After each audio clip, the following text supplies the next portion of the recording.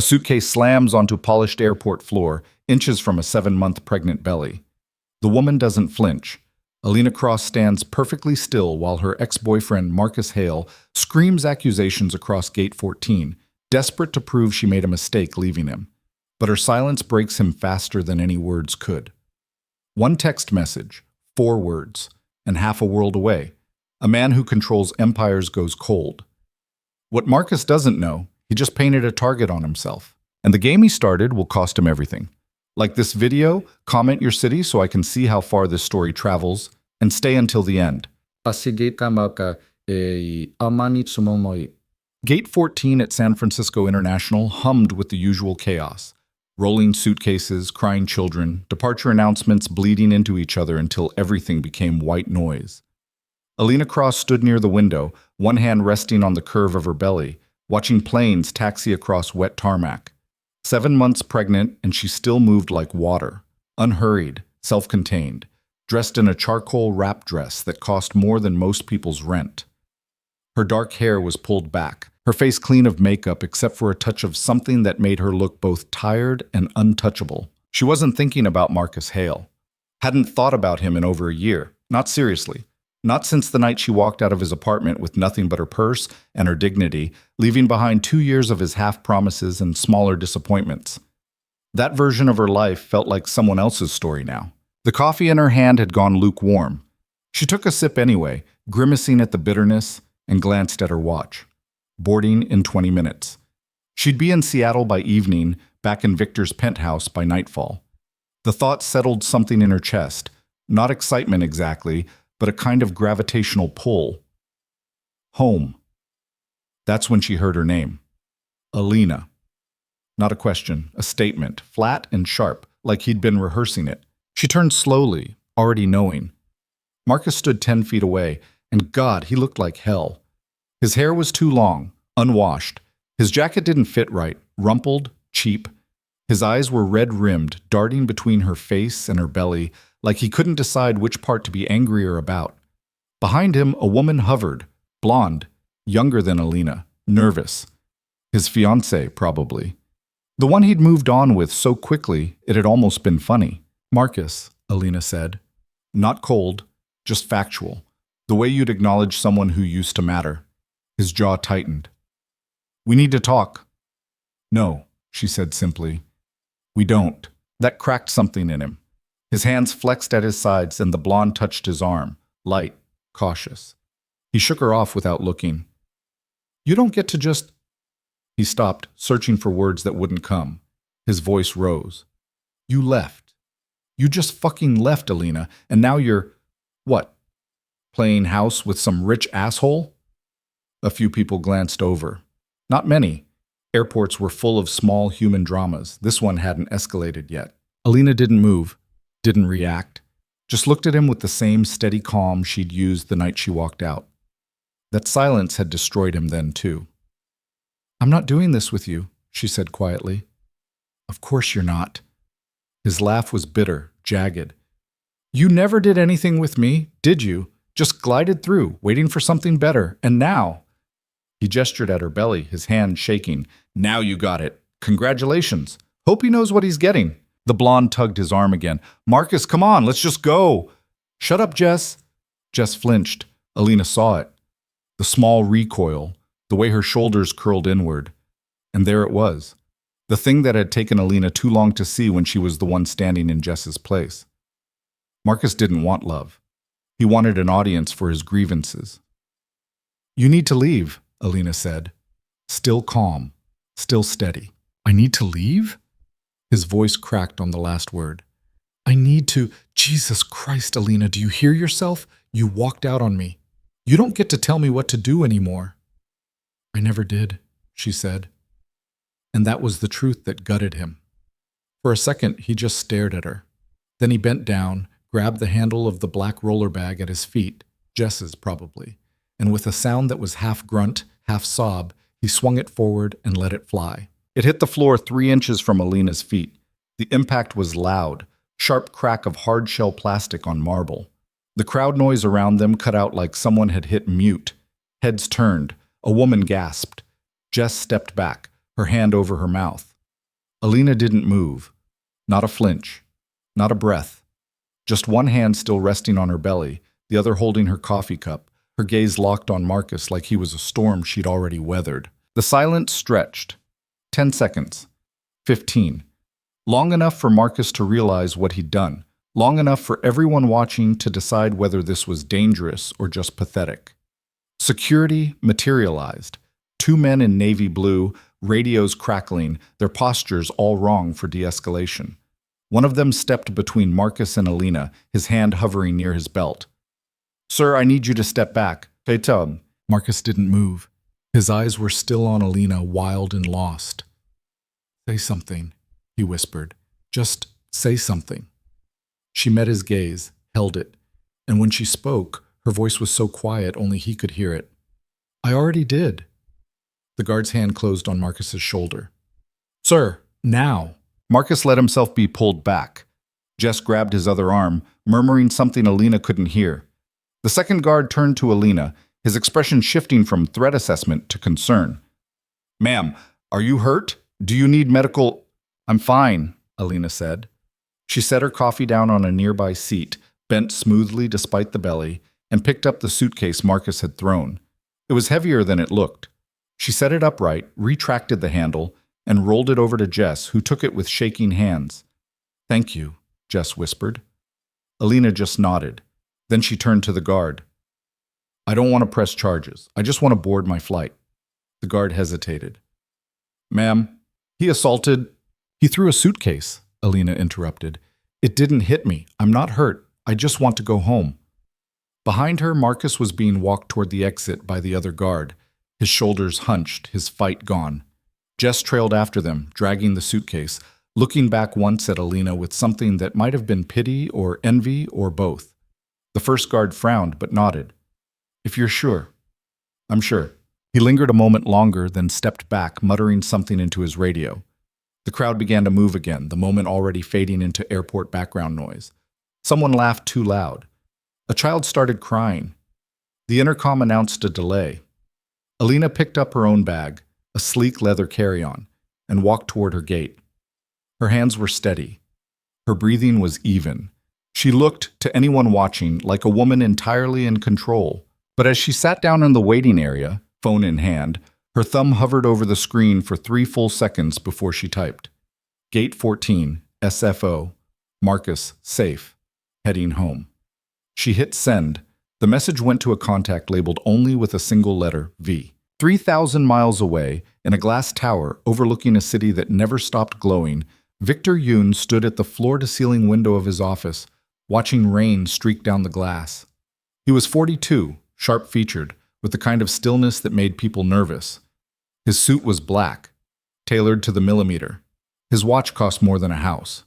His empire, tech, logistics, shadow finance, things that didn't have clean names, spanned continents, and he ran it all with the same cold precision he applied to everything else. His phone buzzed. He glanced at it, and went completely still.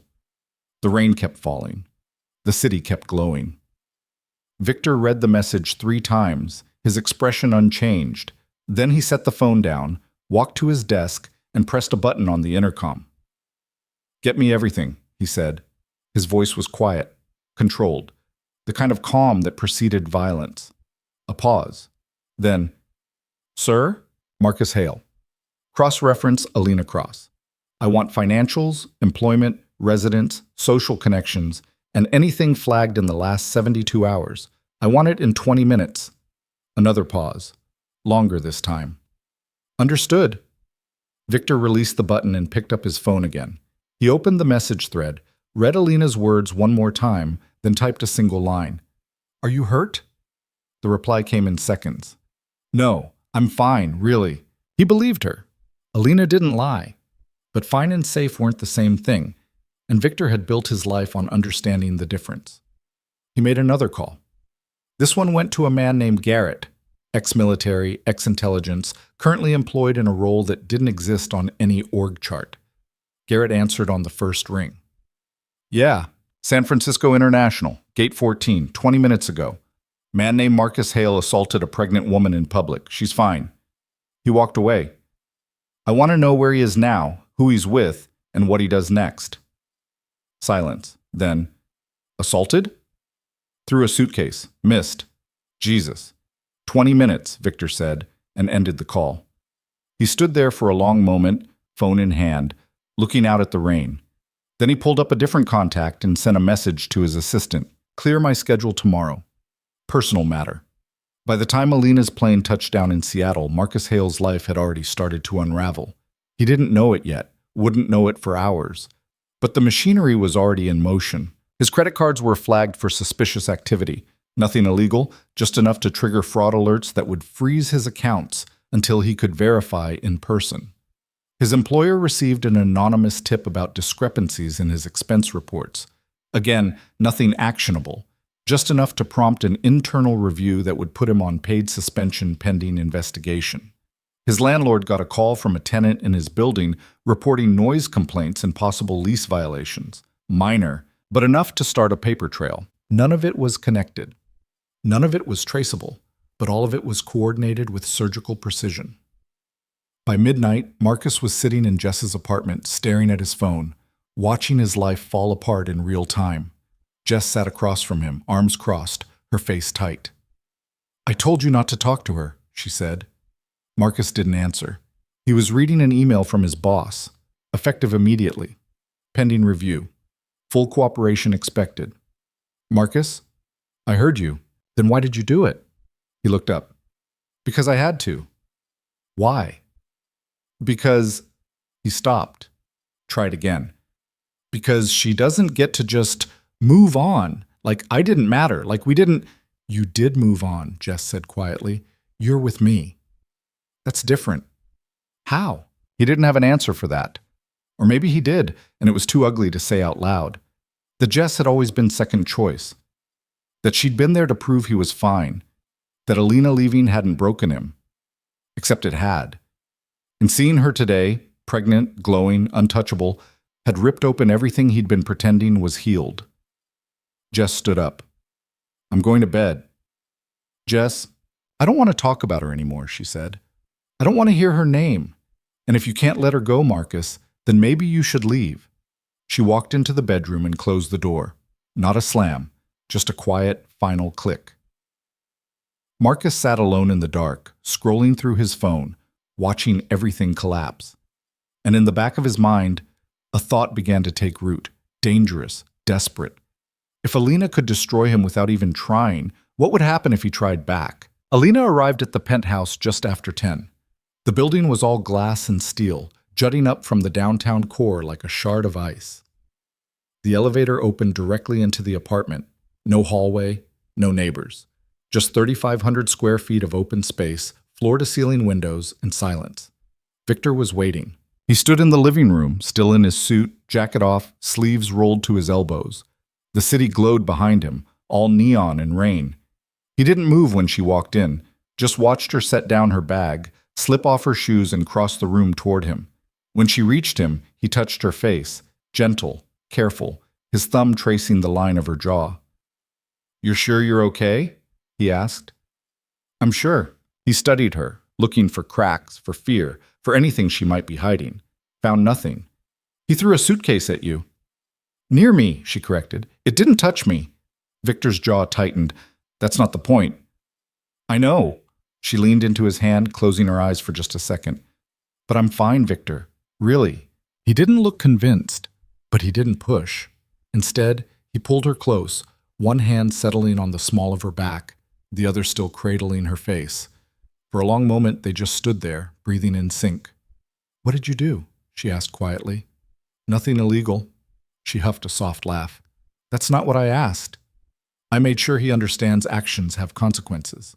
"Victor, he doesn't get to touch you," Victor said. His voice was still quiet, but there was steel underneath. "He doesn't get to scare you. He doesn't get to exist in your world without paying for it." Alina pulled back just enough to look at him. "I don't need you to fight my battles." "I know." "Then why did you?" He met her gaze. "Because I can." It should have bothered her, should have felt controlling, possessive, suffocating, but it didn't, because Victor didn't do it to diminish her. He did it because she mattered, and anything that threatened what mattered got erased. She kissed him, slow, deliberate. When she pulled back, she said, "Don't make him disappear." "I wasn't planning to." "Good." Victor smiled, barely there, just a flicker at the corner of his mouth. "Just ruin him a little." "Just a little." They moved to the couch. Alina curled into his side, her head on his shoulder, one hand resting on her belly. The baby kicked. Strong, insistent. Victor's hand joined hers, his palm warm against the swell. "She's awake," he murmured. "She's always awake," Alina said. "Takes after you." He pressed a kiss to her temple. "Or you." Outside, the city hummed. Inside, they sat in the quiet. Two people who'd built something fragile and fierce out of the wreckage of their separate lives. Neither of them knew that 3 time zones away, Marcus Hale was making the worst decision of his life. Marcus didn't sleep.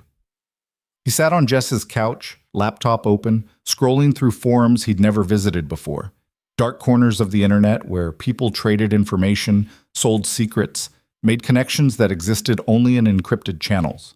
He wasn't sure what he was looking for, just knew he needed leverage, needed something to shift the balance back in his favor. Because the past 12 hours had made one thing clear. Alina wasn't untouchable because she was special. She was untouchable because someone powerful was protecting her. And if Marcus could find out who that someone was, if he could learn enough, dig deep enough, maybe he could make them stop. It took 4 hours and $300 in Bitcoin to get a name. Victor Yoon. Marcus stared at the screen, clicked through search results, felt his stomach drop. Tech mogul. Venture capital. International logistics. Estimated net worth, classified but north of $2 billion. Based in Seattle. Notoriously private, no social media, no public appearances outside of board meetings and charity galas. And Alina was carrying his child. Marcus laughed. It came out bitter, broken. Of course she'd landed someone like that. Of course she'd traded up so far Marcus couldn't even see the ladder anymore. He kept digging, found a message board, a thread about Yoon, speculation mostly, rumors. But buried in the noise, someone had posted a question.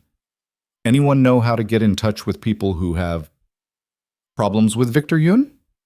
Marcus clicked. Read the responses. Most were jokes, dismissals. But one stood out. If you're serious, I know someone. DM me. Marcus hesitated.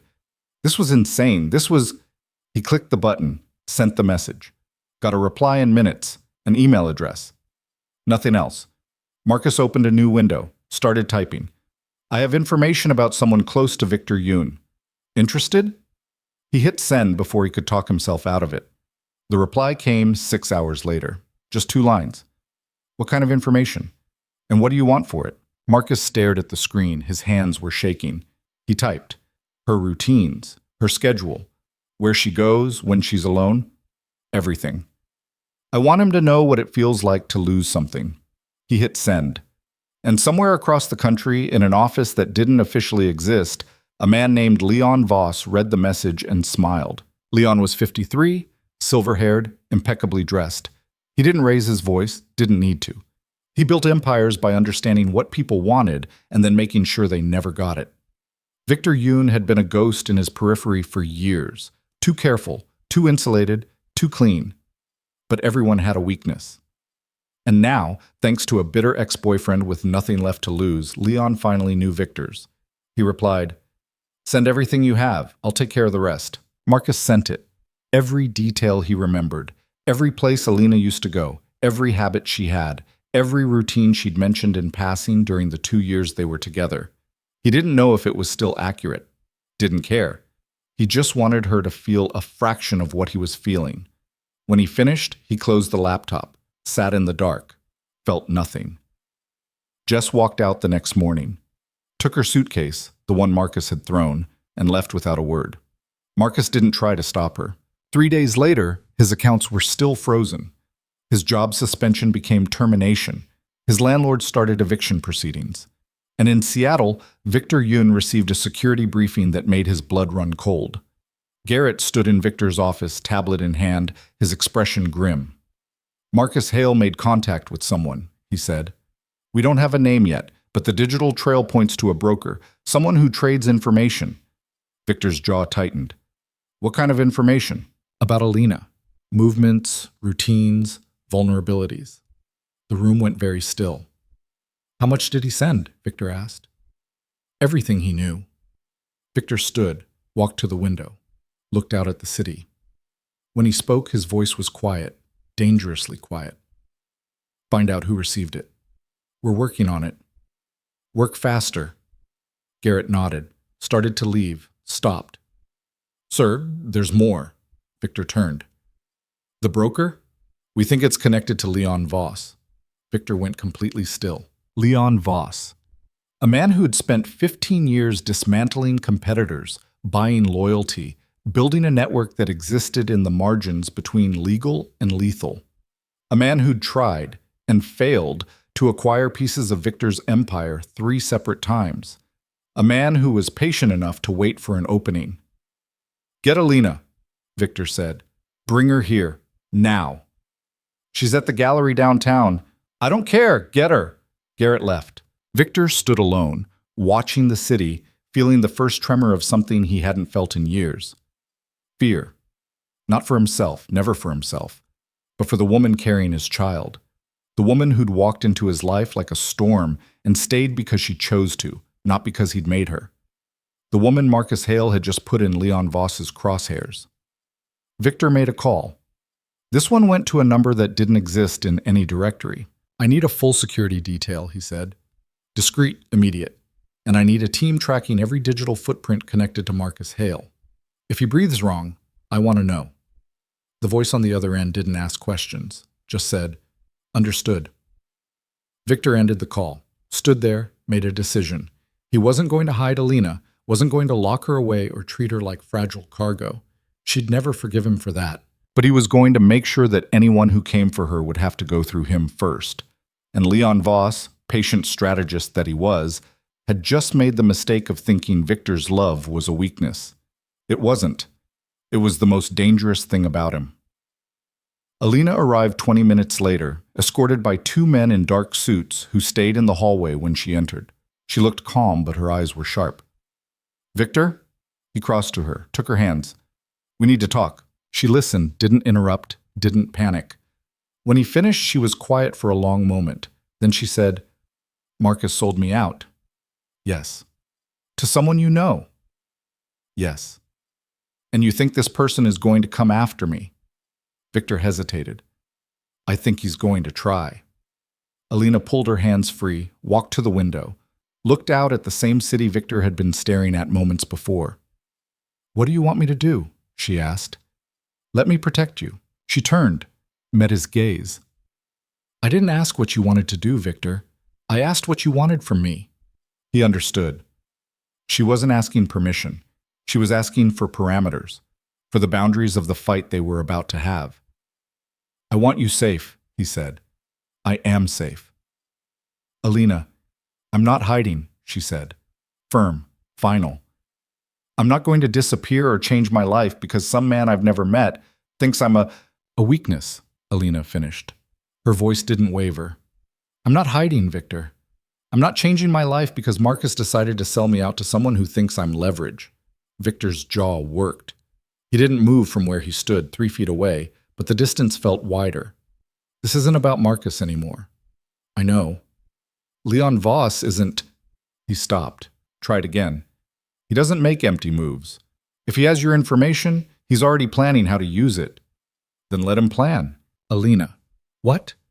She had turned fully, arms crossed over her belly. You want me to lock myself in this building? Stop living? Sit here and wait while you handle everything? I want you to let me keep you safe. I am safe, she said. I've got 2 men in the hallway. I've got you. I've got a city full of cameras and people and noise. I'm not some fragile thing that shatters the second someone looks at me wrong. Victor took a breath, let it out slow. I know that. Do you? The question hung there, not accusatory, just honest. He crossed to her, stood close enough that she had to tilt her head back to meet his eyes. I know you're not fragile, he said quietly, but that doesn't mean I'm going to let someone hurt you just to prove a point. I'm not trying to prove anything, Alina said. I'm just not going to live scared. Fear isn't weakness. No, but hiding is. He reached up, tucked a strand of hair behind her ear. His hand lingered. What if I'm the one who's scared? She softened. Just a fraction. Enough that her next words came gentler. Then we deal with it together, but we don't deal with it by putting me in a cage. Victor studied her face, looking for something, reassurance maybe, or permission to stop fighting. He didn't find it. What he found was the same stubborn resolve that had made him fall for her in the first place. Okay, he said. Okay? We do it your way, but we do it smart. Security stays, you check in, you don't go anywhere alone. I wasn't planning to. And if anything feels wrong, anything at all, you call me. I will. He pulled her close, wrapped his arms around her, careful of the belly between them. She leaned into him, her cheek against his chest, and for a long moment they just stood there. I'm not losing you, he murmured into her hair. You're not going to. He wanted to believe her, but Victor had built his life on worst-case scenarios and contingency plans, and the knot in his chest told him this wasn't over, not even close. Across the city, in a rented apartment that smelled like stale coffee and regret, Marcus Hale stared at his laptop screen. The cursor blinked in the empty reply field. No response yet. Not since he'd sent everything, every detail, every scrap of information he could remember about Alina's life before Victor Yoon. He told himself it was the right move, that she deserved it, that someone needed to knock her off that pedestal she'd climbed onto, pregnant and perfect and utterly untouchable. But the longer he sat there, the harder it was to ignore the hollow feeling in his gut. His phone buzzed. He grabbed it, expecting another creditor, another reminder that his life was circling the drain. Instead, it was an unknown number, a text message, 3 words. Well done, Marcus. He stared at it, typed back. Who is this? The reply came instantly. Someone who appreciates initiative. Check your account. Marcus frowned, opened his banking app. The screen loaded. He blinked, refreshed, stared. $50,000. Deposited 2 hours ago. Source unlisted. His hands started shaking. He typed again. What is this? Payment. For services rendered. More where that came from if you stay useful. Marcus's stomach twisted. Useful. The word sat wrong in his mouth, tasted like copper.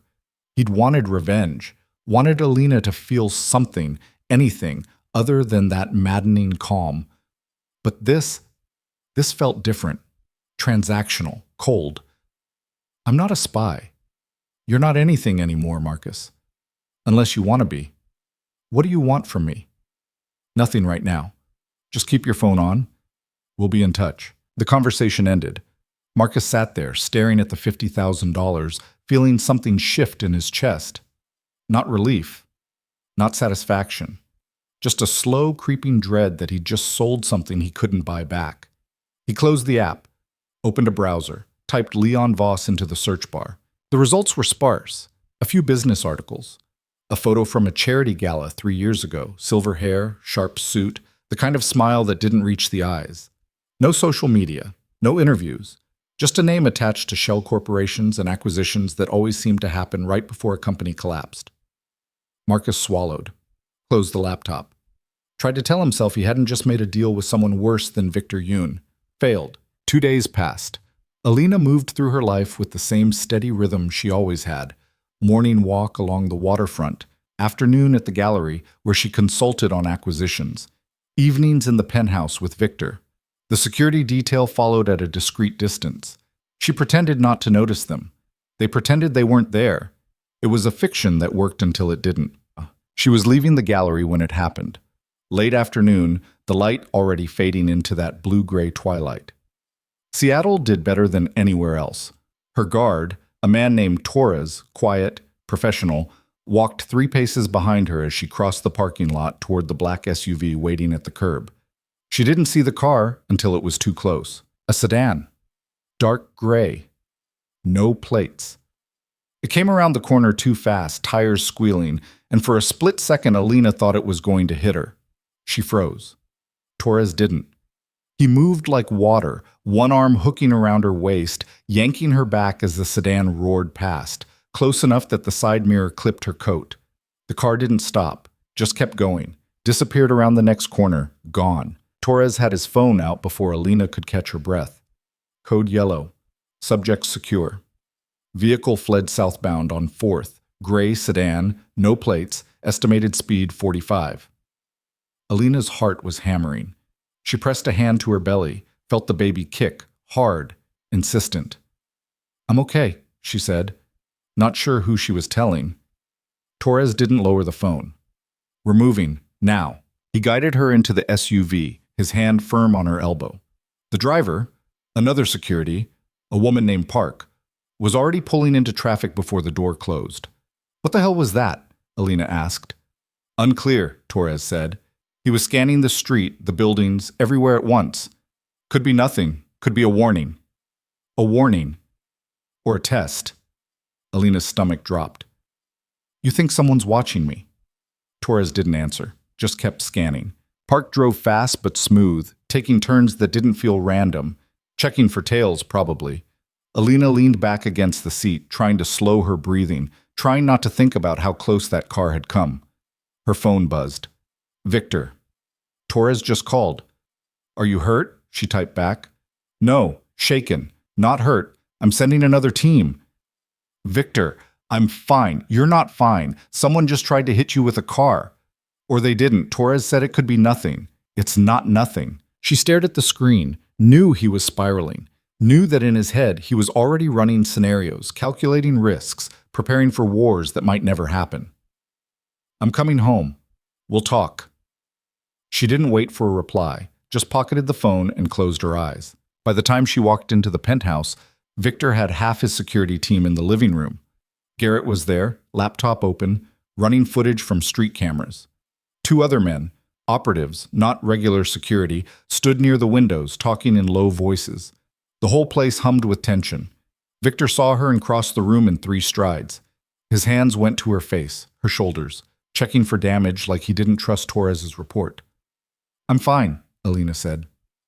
You're not. Victor, don't. His voice cracked, just a little, but enough that everyone in the room found somewhere else to look.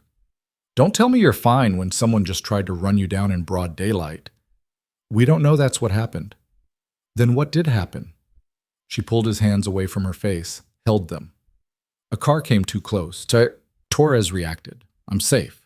That's what happened. Victor's jaw clenched. He looked past her at Torres, who stood by the door. Did you get a plate? No plates, Torres said. No identifying marks. Driver was male, average build. That's all I saw. What about the cameras? Garrett looked up from his laptop. We're pulling footage now, but the angle's bad. We might not get a clear shot. Victor turned back to Alina. You're not going back to the gallery. Yes, I am. Alina, I have a job, Victor. I have a life. I'm not stopping it because someone drove too fast near me. This wasn't an accident. You don't know that. I know Leon Voss, Victor said. His voice was low, dangerous. I know how he works. He doesn't come at you head on. He tests, he probes. He finds the weak spots and then he pushes until something breaks. I'm not weak. I didn't say you were. He took a breath, let it out slow. But you're carrying our child, and if he thinks hurting you will get to me, he's going to try. Alina met his gaze, held it, then let him try. And we'll show him what happens when he does. Victor stared at her. For a long moment the room was silent, except for the hum of Garrett's laptop and the distant sound of rain starting to tap against the windows. Finally, Victor nodded. Okay, but the security detail doubles. You don't go anywhere without at least 2 people, and we install a panic button on your phone. Fine. And you check in, every hour. Victor, every hour, Alina, or I'm locking you in this building and you can hate me for it. She exhaled. Fine, every 2 hours. Hour and a half. Deal. He pulled her close, pressed his forehead to hers. I'm not losing you, he whispered. You keep saying that. Because it's true. She kissed him, soft, brief. Then stop acting like you already have. The rain picked up. The team started filtering out, leaving just Garrett, who closed his laptop and stood. We'll have the footage analyzed by morning, he said, and I've got someone tracking the car. If it shows up anywhere, we'll know. Good, Victor said. Garrett nodded, paused at the door. For what it's worth, whoever that was, they didn't want to hit her. They wanted to scare her. How do you know?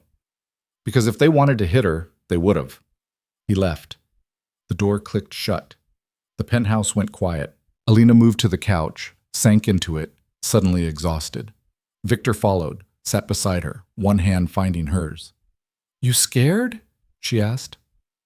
Terrified. "Me too." He looked at her. "You don't look it." "I'm good at hiding." "I know." They sat in the quiet. Outside, the city glowed through the rain. Inside, something fragile and fierce held them together. Neither of them saw the message that landed on Victor's phone 20 minutes later. It came from an encrypted number. No sender ID, just a photo. Alina leaving the gallery, taken from across the street. High resolution, time stamped 3 hours ago, and below the photo, 3 words. She's very beautiful. Victor stared at the screen. His hand tightened around the phone until the case creaked. Garrett's voice came through a moment later. He'd gotten the same message.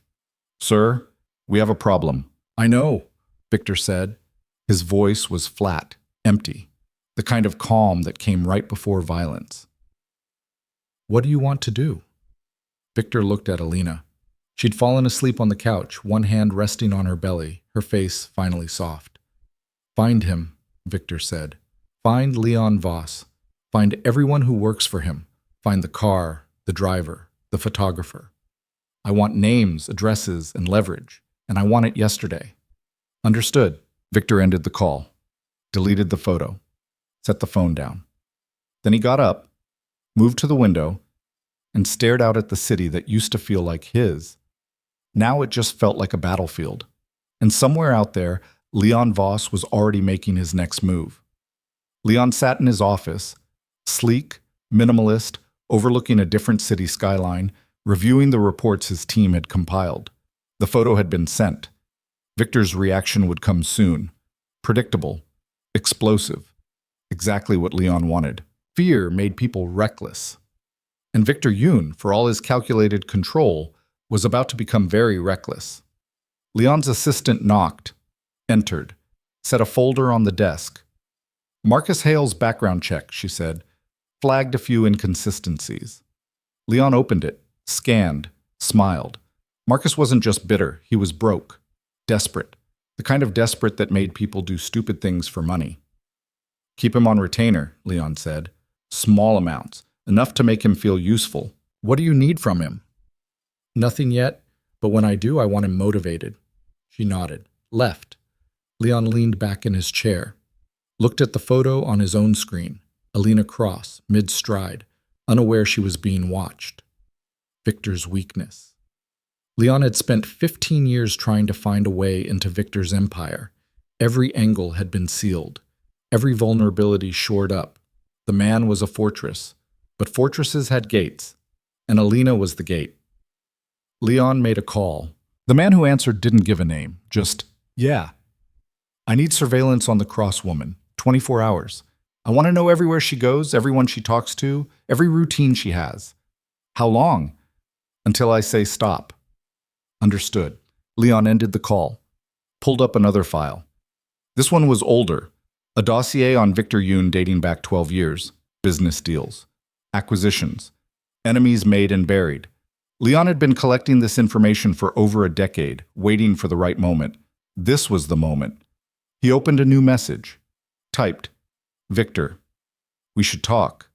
You know how to reach me." He didn't send it. Not yet. Timing mattered. First, let Victor panic. Let him scramble, tighten his defenses, isolate himself. Then, when he was cornered and desperate, Leon would offer the one thing Victor couldn't refuse. A way out. At a price. Marcus's phone buzzed at 2 a.m. He jerked awake, fumbled for it in the dark. Another message from the unknown number. "Need you to confirm something. Does Alina have a standing appointment anywhere? Doctor, therapist, anything regular?" Marcus stared at the screen. His stomach turned over. "Why?" "Just answer the question, Marcus," he thought. Tried to remember. Alina had been private about most things, but there were routines, things she'd mentioned in passing. She used to see a therapist, Wednesdays at 3. Don't know if she still does. Where?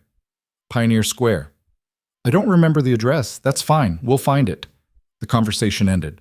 Marcus set the phone down, stared at the ceiling. He'd just told them where to find her. Not in the abstract. Not in theory. Where? When? His hands started shaking. He grabbed the phone again, typed fast. What are you going to do? No response. I didn't sign up for this. I just wanted... Still nothing. Answer me. 3 dots appeared. Then, you wanted her to hurt. We're making that happen. Go back to sleep, Marcus. He threw the phone across the room. It hit the wall, clattered to the floor, screen intact. Marcus sat up, pressed his palms to his eyes, tried to breathe. He'd wanted revenge. Wanted Alina to feel something. Wanted to matter again, even if it was just as the person who ruined her day. But this wasn't revenge. This was something else, something darker, and he'd just become part of it. He picked up the phone, stared at the screen, started to type a message to Alina, stopped. What would he even say? Sorry I sold you out to someone who might actually hurt you. My bad. He deleted the draft, opened his browser instead, searched for Victor Yoon's contact information, found nothing public, just corporate emails, PR addresses, things that went to assistants and gatekeepers. Marcus wasn't getting through that way. He thought, remembered something. A mutual friend, someone who'd known both him and Alina back when they were together, someone who might still have her number. He made the call. It rang 4 times, then a groggy voice. Marcus? It's 2 a.m. I need Alina's number. Silence. Then, why? I need to talk to her. No. Please, it's important. Marcus, she doesn't want to hear from you. She made that pretty clear. I know, okay? But this is... He stopped, tried again. She's in danger, and it's my fault. More silence, longer this time. What did you do? I can't explain. Please, give me her number. If you did something to her, shh, I'm trying to fix it. His voice cracked. Just, please, give me her number and I'll explain everything, I swear. The friend sighed. Fine, but if she wants me to block you after this, I'm blocking you. Fair. 10 seconds later, Marcus had Alina's number. He stared at it, tried to figure out what the hell to say, started typing. This is Marcus. I know you don't want to hear from me, but you need to know. Someone's watching you. I gave them information. I didn't know what they'd do with it. I'm sorry. Please, be careful. He hit send before he could second guess it. The message delivered. Read receipt showed up instantly, then nothing. Marcus waited. 5 minutes. 10. His phone rang. Not Alina. The unknown number. He answered. Hello? Marcus? The voice was smooth, older, controlled. That was a mistake. Who is this? Someone who just paid you $50,000 to keep your mouth shut. Marcus's blood went cold. I didn't. Yes, you did. You warned her. That's a problem. I'm not helping you hurt her. You already did. The question is whether you want to make it worse. What's that supposed to mean? It means if you contact her again, if you try to warn Victor Yoon, if you go to the police, if you so much as think about being a hero, I will make sure everyone knows exactly what you did, how you sold her out, how you took money for it, how you're the reason anything bad happens to her. Marcus couldn't breathe. You're bluffing. Am I? Try me. The line went dead. Marcus stood there, phone in hand, feeling the walls close in. He'd wanted revenge. Now he was drowning in it, and there was no way out. Alina woke to her phone buzzing. She reached for it, squinting at the screen. A message from an unknown number. She read it twice, felt her stomach drop. Marcus. Warning her. Which meant he'd been involved. Which meant... She sat up. Victor was still asleep beside her, one arm thrown over his eyes. She slipped out of bed, padded to the bathroom, closed the door, stared at the message. Someone's watching you. I gave them information. She should tell Victor. Should wake him up right now and show him this. But something stopped her. Marcus had sent this. Marcus, who'd thrown a suitcase at her in an airport. Marcus, who'd spent 2 years making her feel small. Marcus, who she hadn't thought about in over a year until he showed up and tried to matter again. If he was warning her now, it meant he was scared, which meant whoever he'd given her information to was worse than Victor. Alina deleted the message, blocked the number, walked back to bed, slid under the covers. Victor stirred. "You okay?" "Fine," she whispered. "Go back to sleep." He did. She didn't. Because the truth was settling in her chest like ice. Marcus had sold her out, and whoever bought the information was already moving. She wasn't scared, but she was done pretending this was going to end quietly. Morning came gray and cold. Victor left early for a meeting he couldn't postpone. Alina dressed, drank coffee that tasted like metal, and texted Torres that she was ready.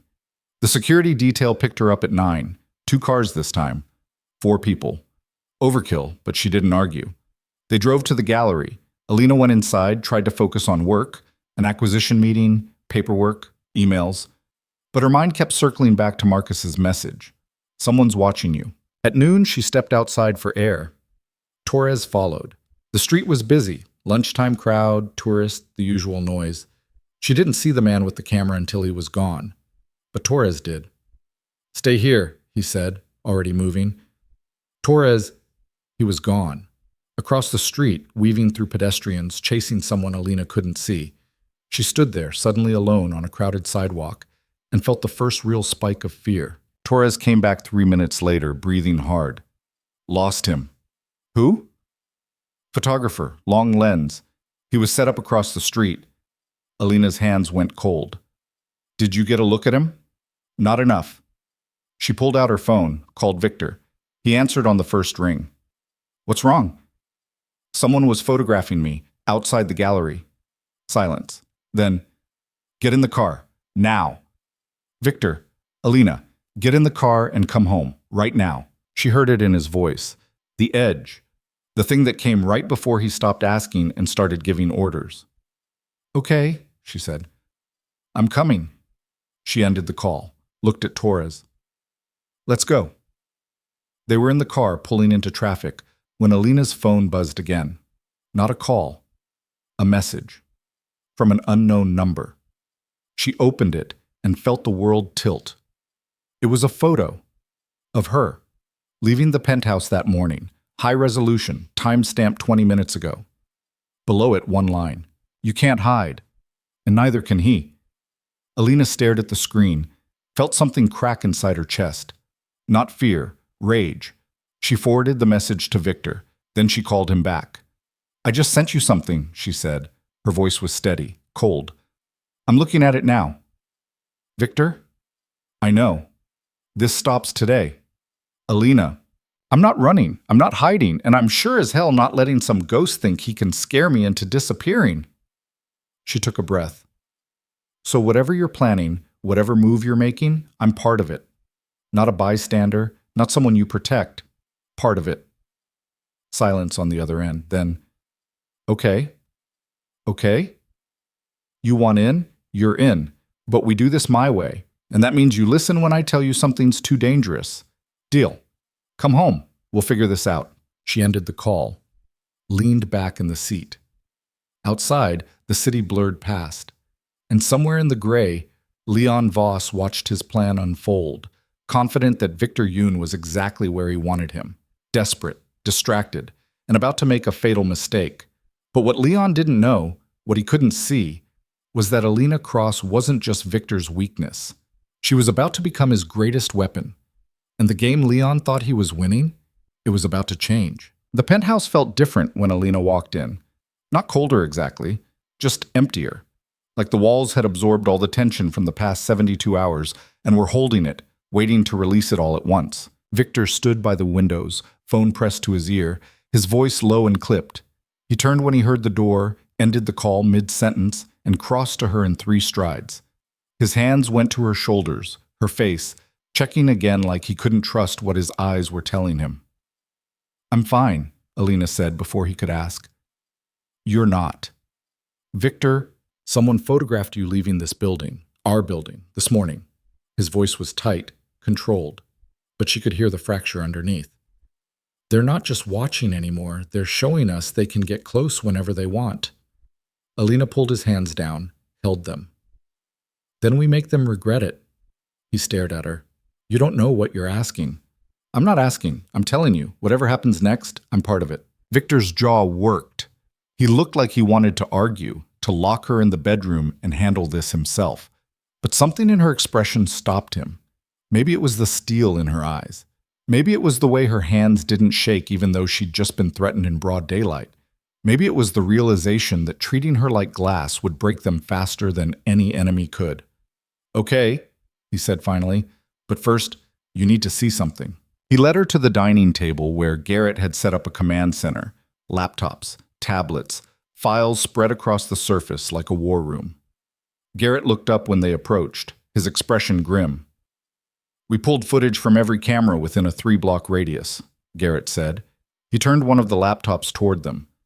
This was taken this morning, 7:45 a.m. The video showed the front entrance of their building. Alina watched herself step out, Torres 2 paces behind. Normal. Routine. Then the camera angle shifted, someone else's perspective, across the street. Zoomed in, high definition. The image locked onto Alina's face, tracked her movement for 15 seconds, then cut out. That's not security footage, Alina said. No, Garrett confirmed. That's someone's personal camera, probably a DSLR, with a telephoto lens. We found the photographer's position. Empty storefront, 2nd floor. He was gone by the time we got there. Did you get a face? Garrett switched to a different file. Grainy street camera footage. A man in a dark jacket, baseball cap pulled low, carrying a camera bag. He moved with purpose, never looking up, never giving the cameras a clear shot. Professional, Victor said. Very, Garrett agreed. He knew where the cameras were, avoided them deliberately. Alina leaned closer to the screen. Something about the way the man moved, the set of his shoulders, the gait, felt familiar. Not someone she knew, but someone who'd been trained. Military, maybe, or private security gone freelance. Can you track him? She asked. We're trying, but whoever hired him knew what they were doing. No digital trail, no credit card transactions. Cash only. Victor turned to Alina. This is Leon Voss. It has to be. He's the only one with the resources and the motive. Then we go after him. We can't. Alina blinked. What? Victor's hand tightened on the edge of the table. Leon Voss doesn't exist on paper, not in any way that matters. His companies are shells within shells. His assets are buried under so many layers of legal protection that even if we found them, we couldn't touch them. He spent 15 years making himself untouchable.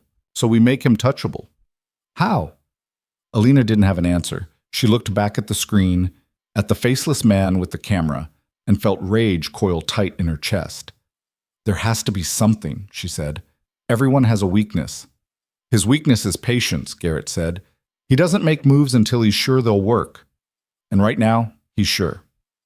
Sure of what? Victor and Garrett exchanged a look.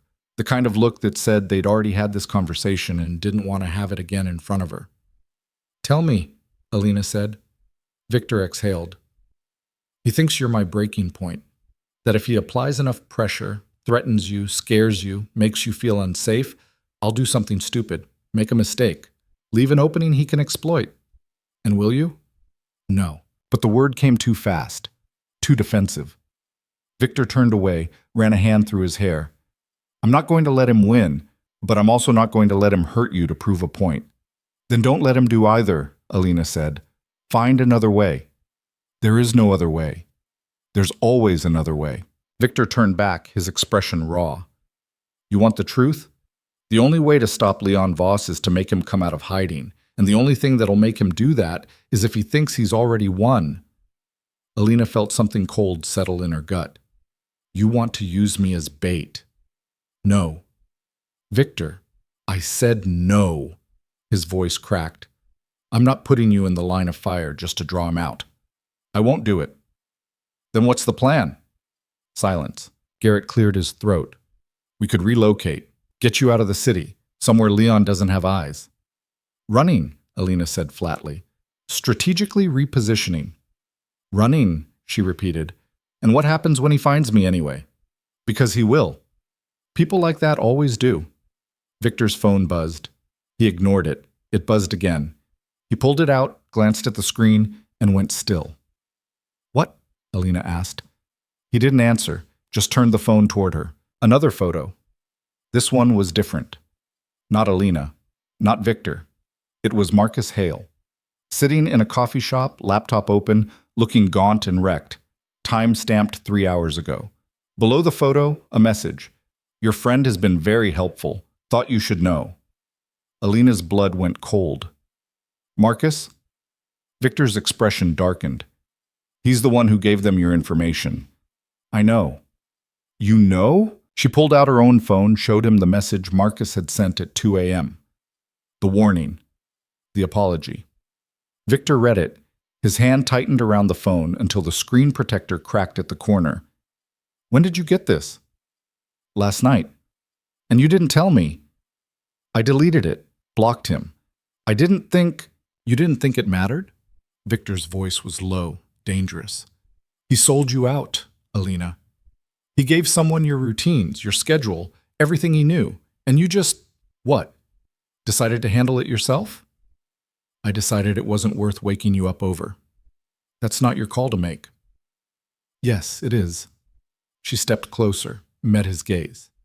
You don't get to decide what I share and what I don't. Not about this. This isn't about control, Bus.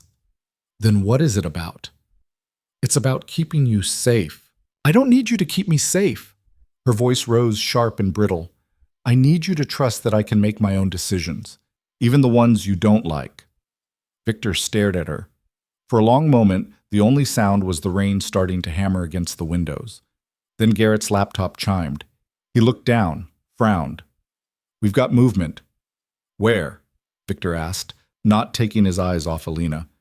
Marcus Hale's location just pinged. He's at a motel on Aurora, checked in an hour ago. Victor turned. Alone? Looks like it. Send someone. Sir, send someone. I want Marcus Hale in front of me in the next 2 hours. I don't care how you do it. Garrett nodded, started making calls. Alina touched Victor's arm. What are you going to do? Talk to him. Victor, he knows something. About Leon. About who's watching you. About what they're planning. And he's going to tell me. And if he doesn't? Victor's expression went flat. Then I'll make him wish he had. 2 hours later, Marcus Hale sat in a chair in Victor Yoon's penthouse, looking like a man who'd already died but hadn't realized it yet. His hands were zip-tied behind his back, not tight enough to hurt, but enough to make the point. 2 of Victor's security stood behind him, silent and still. Marcus's eyes found Alina first. She stood by the window, arms crossed, watching him with an expression he couldn't read. I'm sorry, he said. His voice cracked. I'm so sorry, Alina. I didn't know they'd... Shut up, Victor said. Marcus flinched, looked at Victor. I was trying to help. I sent her a message. I warned her. After you sold her out. Victor stepped closer. After you took money to give a stranger everything you knew about her life, you don't get to call that helping. I didn't know what he'd do with it. Yes, you did. Marcus's face crumpled. I was angry. I just wanted her to feel something, anything. I didn't want her hurt, I swear. Who did you give the information to? Victor asked. I don't know his name. Try again. I don't. Marcus's voice rose. It was all encrypted. Anonymous messages. He paid me through Bitcoin. I never saw his face, never heard his voice. I don't know who he is. Victor pulled out his phone, showed Marcus the photo of himself at the coffee shop. But he knows who you are. Marcus stared at the screen. The color drained from his face. Where? When? This morning. 3 hours ago. Victor's voice was ice. Which means he's been watching you, tracking you, making sure you stay useful. I didn't... What did you tell him? Everything I knew. Her schedule, her routines, places she used to go. But that was before. Before she was with you. I don't know anything about her life now. What else? Marcus swallowed. He asked about appointments, regular things. I told him she used to see a therapist on Wednesdays. I don't even know if she still does.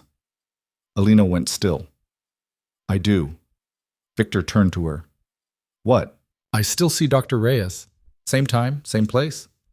Her voice was calm, but Victor could see the calculation behind her eyes. Which means they know where I'll be tomorrow at 3 p.m. Victor's jaw clenched. He looked back at Marcus. What else did he ask? Nothing. That was the last message. Then he sent me money and told me to keep my phone on. How much? 50,000. Victor's laugh was bitter. He bought you cheap. Marcus's head dropped. I know. Do you? Victor crouched in front of him, forcing eye contact. Do you have any idea what you've done? The people you've put in danger? Not just Alina, our child, my staff. Everyone connected to her. I'm sorry. Sorry doesn't fix it. Victor stood, nodded to one of the guards. Get him out of here. Wait. Marcus twisted in the chair. Wait, please. I can help. You've helped enough. Victor, if you contact Alina again, if you try to reach out, if you even think about her, I will make sure you spend the rest of your life regretting it. Do you understand? Marcus stared at him, then nodded. The guards pulled him to his feet, cut the zip ties, and escorted him toward the door. He looked back once at Alina. She didn't look away, just watched him go with the same steady calm she'd had at the airport. The door closed. The apartment went quiet. Alina moved to the couch, sat down slowly. Victor joined her, the space between them heavy with everything unsaid. He's pathetic, she said finally. He's dangerous. He's both. Victor leaned forward, elbows on his knees. They know about your appointment tomorrow. I know. You're not going. Yes, I am. He turned to her. Alina, if they're expecting me to run, to hide, to change my entire life because they sent a few messages and took some pictures, then they don't know me at all. She met his gaze. I'm going to my appointment, and if someone wants to try something, let them. You're 7 months pregnant. I'm aware. This isn't... He stopped. Tried again. This isn't a game. These people are serious. They've already shown they can get close. If they want to hurt you, then they'll have to go through me first, Alina said. And you, and Garrett, and everyone else you've got watching me. But I'm not canceling my life because some man I've never met thinks I'm weak. Victor stared at her. You're not weak. That's not what I'm saying. Then what are you saying? I'm saying... He exhaled hard. I'm saying I can't lose you. You won't. You don't know that. Neither do you. The rain kept falling. The city kept glowing. Victor looked at her, really looked at her, and saw the same stubborn fire that had drawn him in from the beginning. The thing that made her untouchable wasn't Victor's protection. It was her refusal to be anything less than herself. Okay, he said quietly. Okay? You go to your appointment, but we do it smart. Double the security. Advanced sweep of the building. Exit strategy in place. And if anything feels wrong, anything at all, we abort. Deal. He pulled her close, pressed his forehead to hers. I hate this. I know. I really hate this. I know. They sat like that for a long time. Outside, the rain turned to sleet. Inside, they held on to each other and tried not to think about tomorrow. But tomorrow came anyway. Alina woke early, dressed carefully, comfortable clothes, nothing restrictive. The baby had been restless all night, kicking and turning like she could sense the tension in the air. Alina pressed a hand to her belly, whispered something that might have been a promise or a prayer, then headed downstairs. Victor was already up. Coffee made, security briefing finished. He looked like he hadn't slept. You sure about this? He asked. I'm sure. He handed her a phone, smaller than her usual one, with a red button on the side. Panic button. You press it, we come running. She pocketed it. Okay. I mean it, Alina. Anything feels wrong, I'll press it.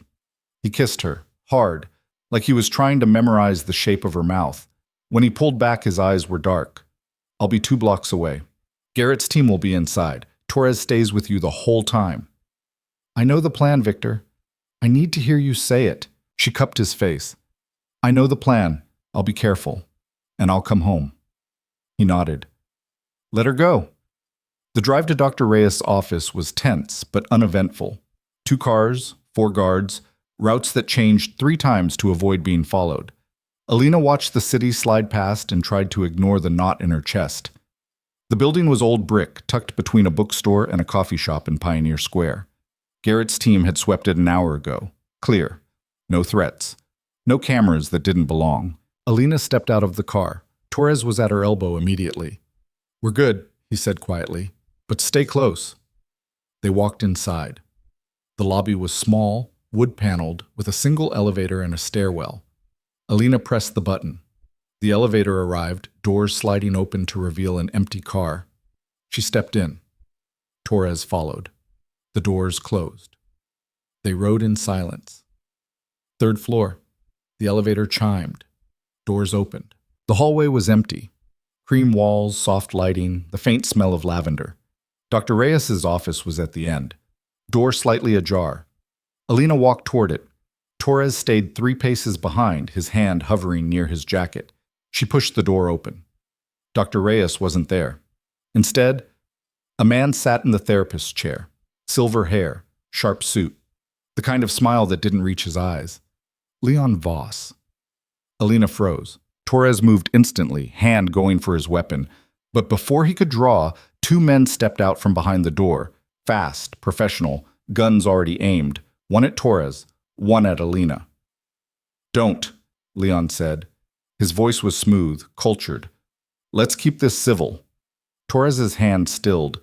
His eyes flicked to Alina. She gave the smallest shake of her head. Leon stood, gestured to the chair across from him. "Please, sit." "Where's Dr. Reyes?" Alina asked. Her voice was steady, but her heart was hammering. "Taking an unexpected day off. Paid quite well for it, I assure you." Leon smiled. "Sit, Alina. We have a lot to discuss." She didn't move. "If you're going to threaten me, just do it. I'm not interested in the theater." Leon's smile widened. "I like you. Victor said you were stubborn. He wasn't wrong." "You've been talking to Victor?" "Not directly, but I've been watching him. Watching you. Watching how he moves when you're threatened. It's fascinating, really. A man who's built an empire on control, undone by something as simple as love." Alina's hand moved toward her pocket. The panic button. "I wouldn't," Leon said. One of the gunmen shifted. "The signal won't get through. We're jamming everything within 100 feet. Your security downstairs has no idea we're here. And Victor?" Leon checked his watch. "He's probably starting to worry right about now, but by the time he gets here, we'll be gone." Torres spoke for the first time. "You won't get out of this building." "I already have." Leon gestured to the window. Alina looked, saw a black van parked in the alley below, engine running. "You see, I don't need to hurt her. I just need her to disappear for a few hours, long enough for Victor to make a very stupid decision." "I'm not going anywhere with you," Alina said. "Yes, you are." Leon's smile finally faded. "Because if you don't, I'll make sure that baby you're carrying never takes a first breath." The room went cold. Torres moved. Fast, but not fast enough. One of the gunmen fired, not at Alina, at Torres. The shot was muffled, suppressed, almost polite. Torres went down, blood blooming across his shoulder. Alina lunged for him. The second gunman grabbed her arm, yanked her back. "He's alive," Leon said calmly. "For now. Whether he stays that way depends entirely on you." Alina looked at Torres. He was conscious, gasping, his hand pressed to the wound. Their eyes met. He mouthed one word, "Go." Leon extended a hand. "Shall we?" Alina stared at him, at the gun, at Torres bleeding on the floor, at the choice that wasn't really a choice at all. She took Leon's hand and walked out of the office, leaving Torres behind, knowing that the moment Victor found out, he would burn the entire city to the ground to get her back. But by then, Leon was counting on it being too late. The van was cold, no windows in the back, just metal walls, 2 bench seats, and Alina sitting across from Leon Voss while his men drove toward a destination she couldn't see. Her hands were on her belly. The baby kicked, hard, like she was fighting from the inside. "Where are you taking me?" Alina asked. "Somewhere quiet. Somewhere we can have a conversation without Victor's interference. He'll find me. Eventually, but not before I get what I need." "Which is?" Leon leaned back, studying her. "Victor has something that belongs to me. A series of contracts, land deeds, financial records, things he acquired through less than legitimate means. I want them back. So ask him. I have, multiple times. He's refused. Leon's expression hardened. So now I'm giving him a reason to reconsider. Me. You. Alina's mind raced. She thought about the panic button that didn't work. The security team that didn't know she was gone. Victor, 2 blocks away, probably just now realizing something was wrong. He won't trade, she said. Not for me. Leon smiled. You don't believe that. I know him. He doesn't negotiate with people like you. People like me, Leon repeated. You mean people who are willing to do what it takes to win? I mean people who think other people are currency. Everyone's currency, Alina. The only difference is whether you admit it. The van turned sharply. Alina braced herself against the wall. Her phone, the real one, not the panic button, was still in her coat pocket. But Leon's men had taken her bag, her wallet, everything except the clothes she was wearing. She felt for the phone. Slowly. Carefully. It was still there. Leon's eyes flicked down, caught the movement. Don't, he said quietly. She froze. He held out his hand. Give it to me. She didn't move. One of the men shifted his gun, not pointed at her, just present. Alina pulled out the phone, handed it over. Leon powered it off, pocketed it. Thank you. What happens now? Now we wait. Victor will receive a message. He'll be given a choice, and then... Leon shrugged. Then we see what kind of man he really is. The van stopped. The back doors opened. Cold air rushed in. Alina saw concrete dim lighting, the smell of oil and rust. A warehouse. Abandoned, probably. The kind of place that didn't officially exist. Leon stepped out, gestured for her to follow. She did. Slowly. Hands still on her belly. Inside, the warehouse was vast and empty except for a single room in the back, walled off with plywood, lit by a single bulb. Leon led her inside. There was a chair, a table, a bottle of water. Sit, he said. She didn't. Sit, Alina, please. She sat. Leon pulled up another chair, sat across from her. For a moment, he just looked at her. Not threatening, just assessing. You really love him, Leon said. Yes. Even though he's a liar, a thief, a man who's built everything he has on the backs of people he's destroyed?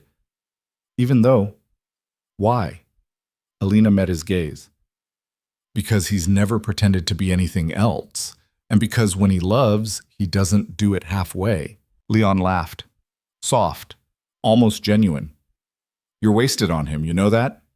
I don't. Someone like you, smart, composed, willing to walk into hell without flinching, you could run an empire of your own. I don't want an empire. Everyone wants something. I want to go home. Leon stood. Soon, I promise. But first, he pulled out a phone, his own. Typed something, hit send. First, we wait for Victor to make his choice. 3 miles away, Victor's phone buzzed. He was already in this car, already moving. Garrett beside him coordinating with the team that had just found Torres bleeding in Dr. Reyes's office. The message loaded. A video. Victor's blood turned to ice. It showed Alina, sitting in a chair, alive, unharmed. But her eyes? Her eyes held something Victor had never seen before. Fear. Below the video, a message. You have 6 hours. Deliver the Orion files to the location I send or you'll never see her again. Come alone. No police, no security, just you and the files. Tick-tock, Victor. Victor stared at the screen. His hands shook. Not from fear, from rage so pure it felt like fire in his veins. Garrett spoke. Sir, get me everything on Leon Voss, every property, every shell company, every place he's ever been. I want satellite feeds, traffic cameras, anything that can tell me where he is. We're already on it. Faster. Sir, if you go alone, I'm not asking. Garrett went silent. Victor watched the video again. Alina's face, her hands on her belly, the slight tremor in her fingers that she was trying to hide. He made a decision, and somewhere in that warehouse, Alina felt the baby kick again. Harder this time. Like she knew what was coming, and refused to stay quiet while the world burned down around them. Victor didn't wait for the location. He was already moving. The Orion files. Leon wanted the Orion files.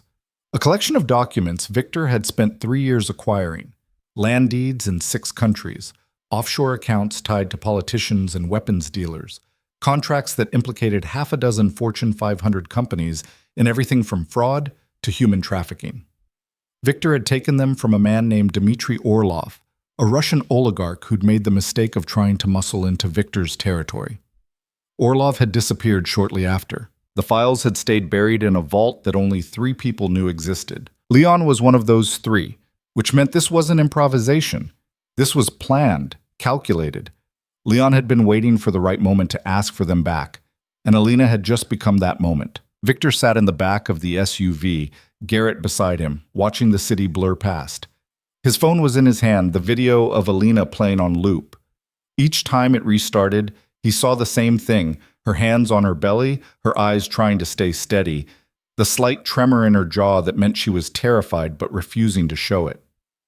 "Sir," Garrett said quietly, "the files, if you give them to him, I know what happens.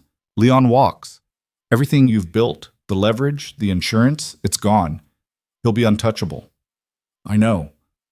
And there's no guarantee he'll let her go." Victor's jaw clenched. "I know."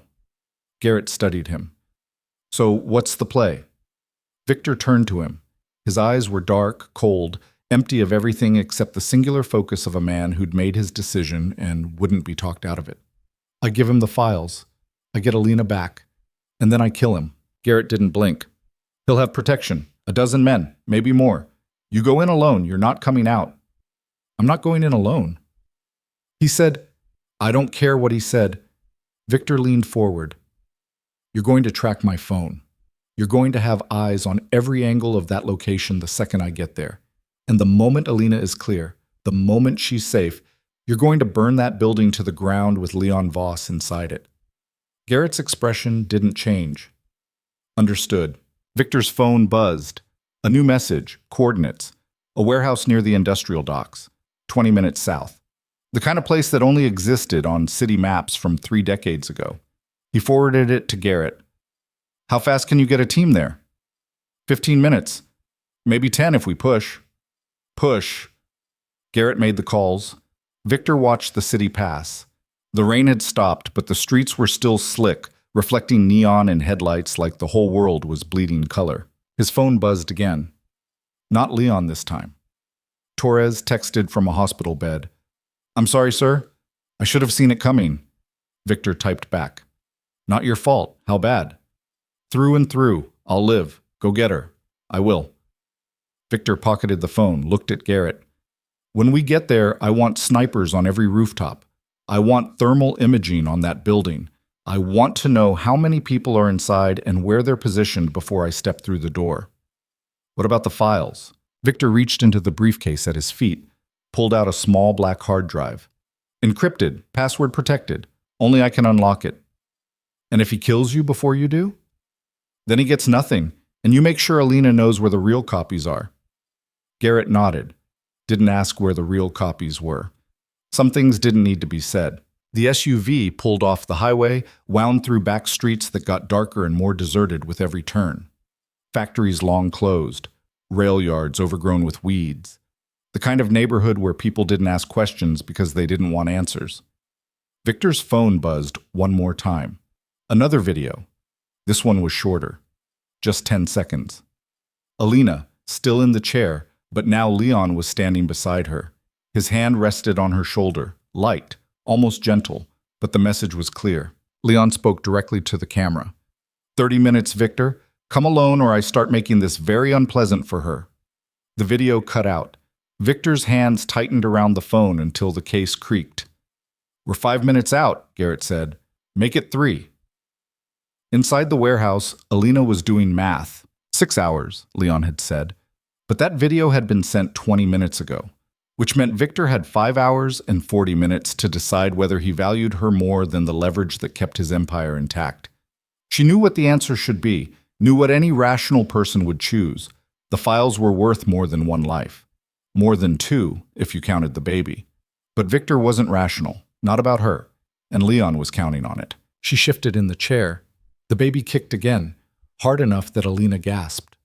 Leon glanced over from where he stood near the door, phone in hand. Contractions? He asked. No. You sure? I've been pregnant 7 months. I know the difference between a kick and a contraction. Leon smiled. Fair enough. He pocketed the phone. For what it's worth, I don't want to hurt you, or the baby. That's not what this is about. Just Victor. Just Victor. Why? Leon considered the question. Walked over, pulled up the other chair, sat down across from her like they were having coffee instead of a hostage negotiation. You ever hear of a man named Dmitry Orlov? Alina shook her head. Russian, very rich, very connected. He and I had a partnership, lucrative, built on mutual respect and shared interests. Then Victor decided he wanted what Dmitry had, so he took it.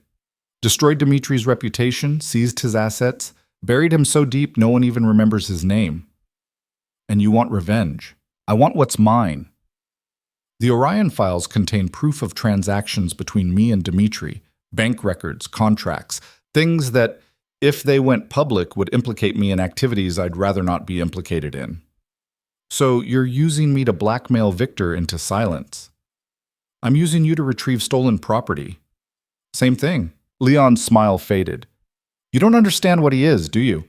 Victor Yoon isn't some misunderstood anti-hero. He's a predator. He takes what he wants and destroys anyone who gets in his way. The only reason you're still standing is because he decided you were worth keeping. And you're different? I'm honest about what I am. A kidnapper. A businessman making a strategic move. Alina leaned back as much as the chair allowed, hands still on her belly. You really think he's going to give you those files? I know he will. Why? Leon's gaze dropped to her stomach. Because he's already lost too much, and men like Victor don't recover from losing the things they love. You're wrong. Am I? He'll give you the files, he'll get me out, and then he'll hunt you down and make sure you disappear so completely even your ghost won't know where to haunt. Leon laughed. Actually, laughed. You sound very confident. I am. Then you're a fool. The door opened. One of Leon's men stepped in. We've got movement. 3 blocks out. Multiple vehicles. Leon stood. How many? At least 4. Could be more. He wasn't supposed to bring security. The man shrugged. Did you really think he'd come alone? Leon's jaw tightened. He looked at Alina. Looks like your faith in him is about to be tested. He walked out. The door closed. Alina was alone. She counted to 10. Then she stood. Her legs were stiff. The baby's weight made her movement slower than she wanted, but she moved anyway. She went to the door, tested the handle, locked from the outside. Of course. She looked around the room, plywood walls, concrete floor, a single overhead bulb, no windows, no ventilation, just a metal folding chair and a plastic table. She pressed her ear to the door. Heard voices. Movement. The sound of guns being checked. They were preparing for a fight, which meant Victor was coming, and when he got here, people were going to die. Outside the warehouse, Garrett's team moved into position like shadows. 8 men, ex-military, ex-intelligence, the kind of people who did this work because they were good at it and didn't ask questions. 2 snipers on the rooftops across the street, 4 on the ground, positioned at every exit. Garrett and 1 other stayed with the command vehicle, monitoring thermal imaging. I've got 12 heat signatures inside, Garrett said into his comms. 11 clustered near the front, 1 isolated in the back. That's her. Victor stood outside the SUV, the hard drive in his coat pocket, watching the warehouse. It was a low, sprawling building, corrugated metal, broken windows, graffiti layered so thick it looked like camouflage. The kind of place that had been forgotten by everyone except people who needed to stay forgotten. Snipers confirm position, Garrett said. 2 voices crackled back. North rooftop, clear line to entrance. South rooftop, clear line to loading dock. Ground units, hold position until my mark. 4 confirmations. Victor pulled out his phone, texted the number Leon had used. I'm here. Let her go and I'll bring the files in. The reply came instantly. You come in first, alone. Then we talk. Not how this works. It is now. You've got 2 minutes before I start reconsidering my no-harm policy. Victor's hand tightened on the phone. He looked at Garrett. I'm going in. Sir? I'm going in. You wait for my signal. What's the signal? You'll know it when you see it. Victor started walking. Garrett's voice followed him through the comms. All units, hold position. Wait for the signal. Victor crossed the street. His footsteps echoed on wet pavement. The warehouse entrance was a rusted metal door, half open, spilling dim light onto the cracked asphalt. He stepped inside. The space was vast, 30 feet to the ceiling, support beams every 20 feet, the whole place smelling like oil and rot. 11 men stood in a loose semicircle near the entrance, all armed, all watching him. Leon stood in the center. Victor, he said, calm, almost pleasant. Right on time. Victor didn't move further inside. Where is she? Safe, for now. I want to see her, Leon gestured. One of his men disappeared into the back. 30 seconds later, the door to the plywood room opened. Alina stepped out. Victor's chest tightened. She looked pale, tired, but whole. Her eyes found his across the warehouse, and something passed between them. Recognition, relief, a wordless understanding that this wasn't over yet. Satisfied? Leon asked. Let her go. Files first. Victor pulled the hard drive from his pocket, held it up. Encrypted. Password protected. You get the password when she's in my car and driving away. Leon smiled. You think I'm stupid? I think you want these files more than you want her, so let's make this simple. She walks out. I give you the password. Everyone goes home. Except that's not how leverage works, Victor. You give me the password now, or I put a bullet in her leg and we start negotiating from there. Victor's hand moved toward his jacket. 3 guns snapped up, aimed at his chest. Don't, Leon said. Victor froze. Then, slowly, he pulled out his phone. I'm sending the password to a contact. If Alina doesn't confirm she's safe in the next 10 minutes, it gets deleted, permanently. Leon's expression darkened. You're bluffing. Try me. For a long moment, the warehouse was silent. Victor could hear his own heartbeat, the distant drip of water from a broken pipe, the faint hum of traffic outside. Then Leon nodded. Fine. She walks. But you stay until I confirm the files are real. Deal, Leon gestured. Let her go. One of the men moved toward Alina. She stepped back. I can walk on my own. The man stopped, looked at Leon. Leon nodded. Alina started moving. Slow, deliberate steps across the concrete floor. Victor tracked every movement, every breath, calculating distances and angles and how many seconds it would take to get her behind cover if this went bad. She was halfway to the door when Leon's phone buzzed. He looked at it, frowned. Problem? Victor asked. Leon didn't answer, just kept reading. His expression shifted, confusion, then anger, then something that looked almost like fear. He looked up at Victor. What did you do? I don't know what you're talking about. The files, they're... Leon's hand tightened on the phone. They're already public. Every document, every transaction. It's all over the internet. Financial sites, news agencies, leaked 3 minutes ago. Victor smiled, cold, empty. Guess I lied about the password. Leon's face went white. The files were never on that drive. They've been sitting in a dead man's switch for 3 years, set to release the second I didn't check in, and I stopped checking in 20 minutes ago. The warehouse exploded into motion. Leon's men raised their weapons. Victor dove behind a support beam as the first shots rang out, deafening in the enclosed space, muzzle flashes strobing like lightning. Alina dropped to the floor, hands over her head, as bullets tore through the air above her. Outside, Garrett's voice crackled through the comms. All units, we have shots fired. Breach. Now. Now. Now. The doors exploded inward. Garrett's team poured in. 4 men moving like water, weapons up, targeting the shooters with surgical precision. The snipers on the rooftops took out 2 of Leon's men through broken windows, dropping them before they could turn. Victor was already moving. He ran low, using the beams for cover, heading toward Alina. She saw him coming, started crawling toward him, her movements awkward with the weight of the baby, but her eyes fierce. Leon was shouting orders, trying to regain control, but his men were scattering. 2 went down under Garrett's team's fire. 3 more ran for the back exit. Victor reached Alina, grabbed her arm. Can you run? Do I have a choice? No. He pulled her up. They ran together, Victor half dragging her, Alina's breath coming in short gasps. Toward the side exit Garrett had marked as clear. Behind them, the warehouse was chaos. Gunfire, shouting, the metallic smell of blood mixing with oil and rust. They were 10 feet from the door when Leon appeared. He had a gun, aimed not at Victor, at Alina. Victor moved without thinking, shoved Alina behind him, his body between her and the barrel. Leon's finger was on the trigger. And Victor saw the moment, the split second, when Leon made his choice.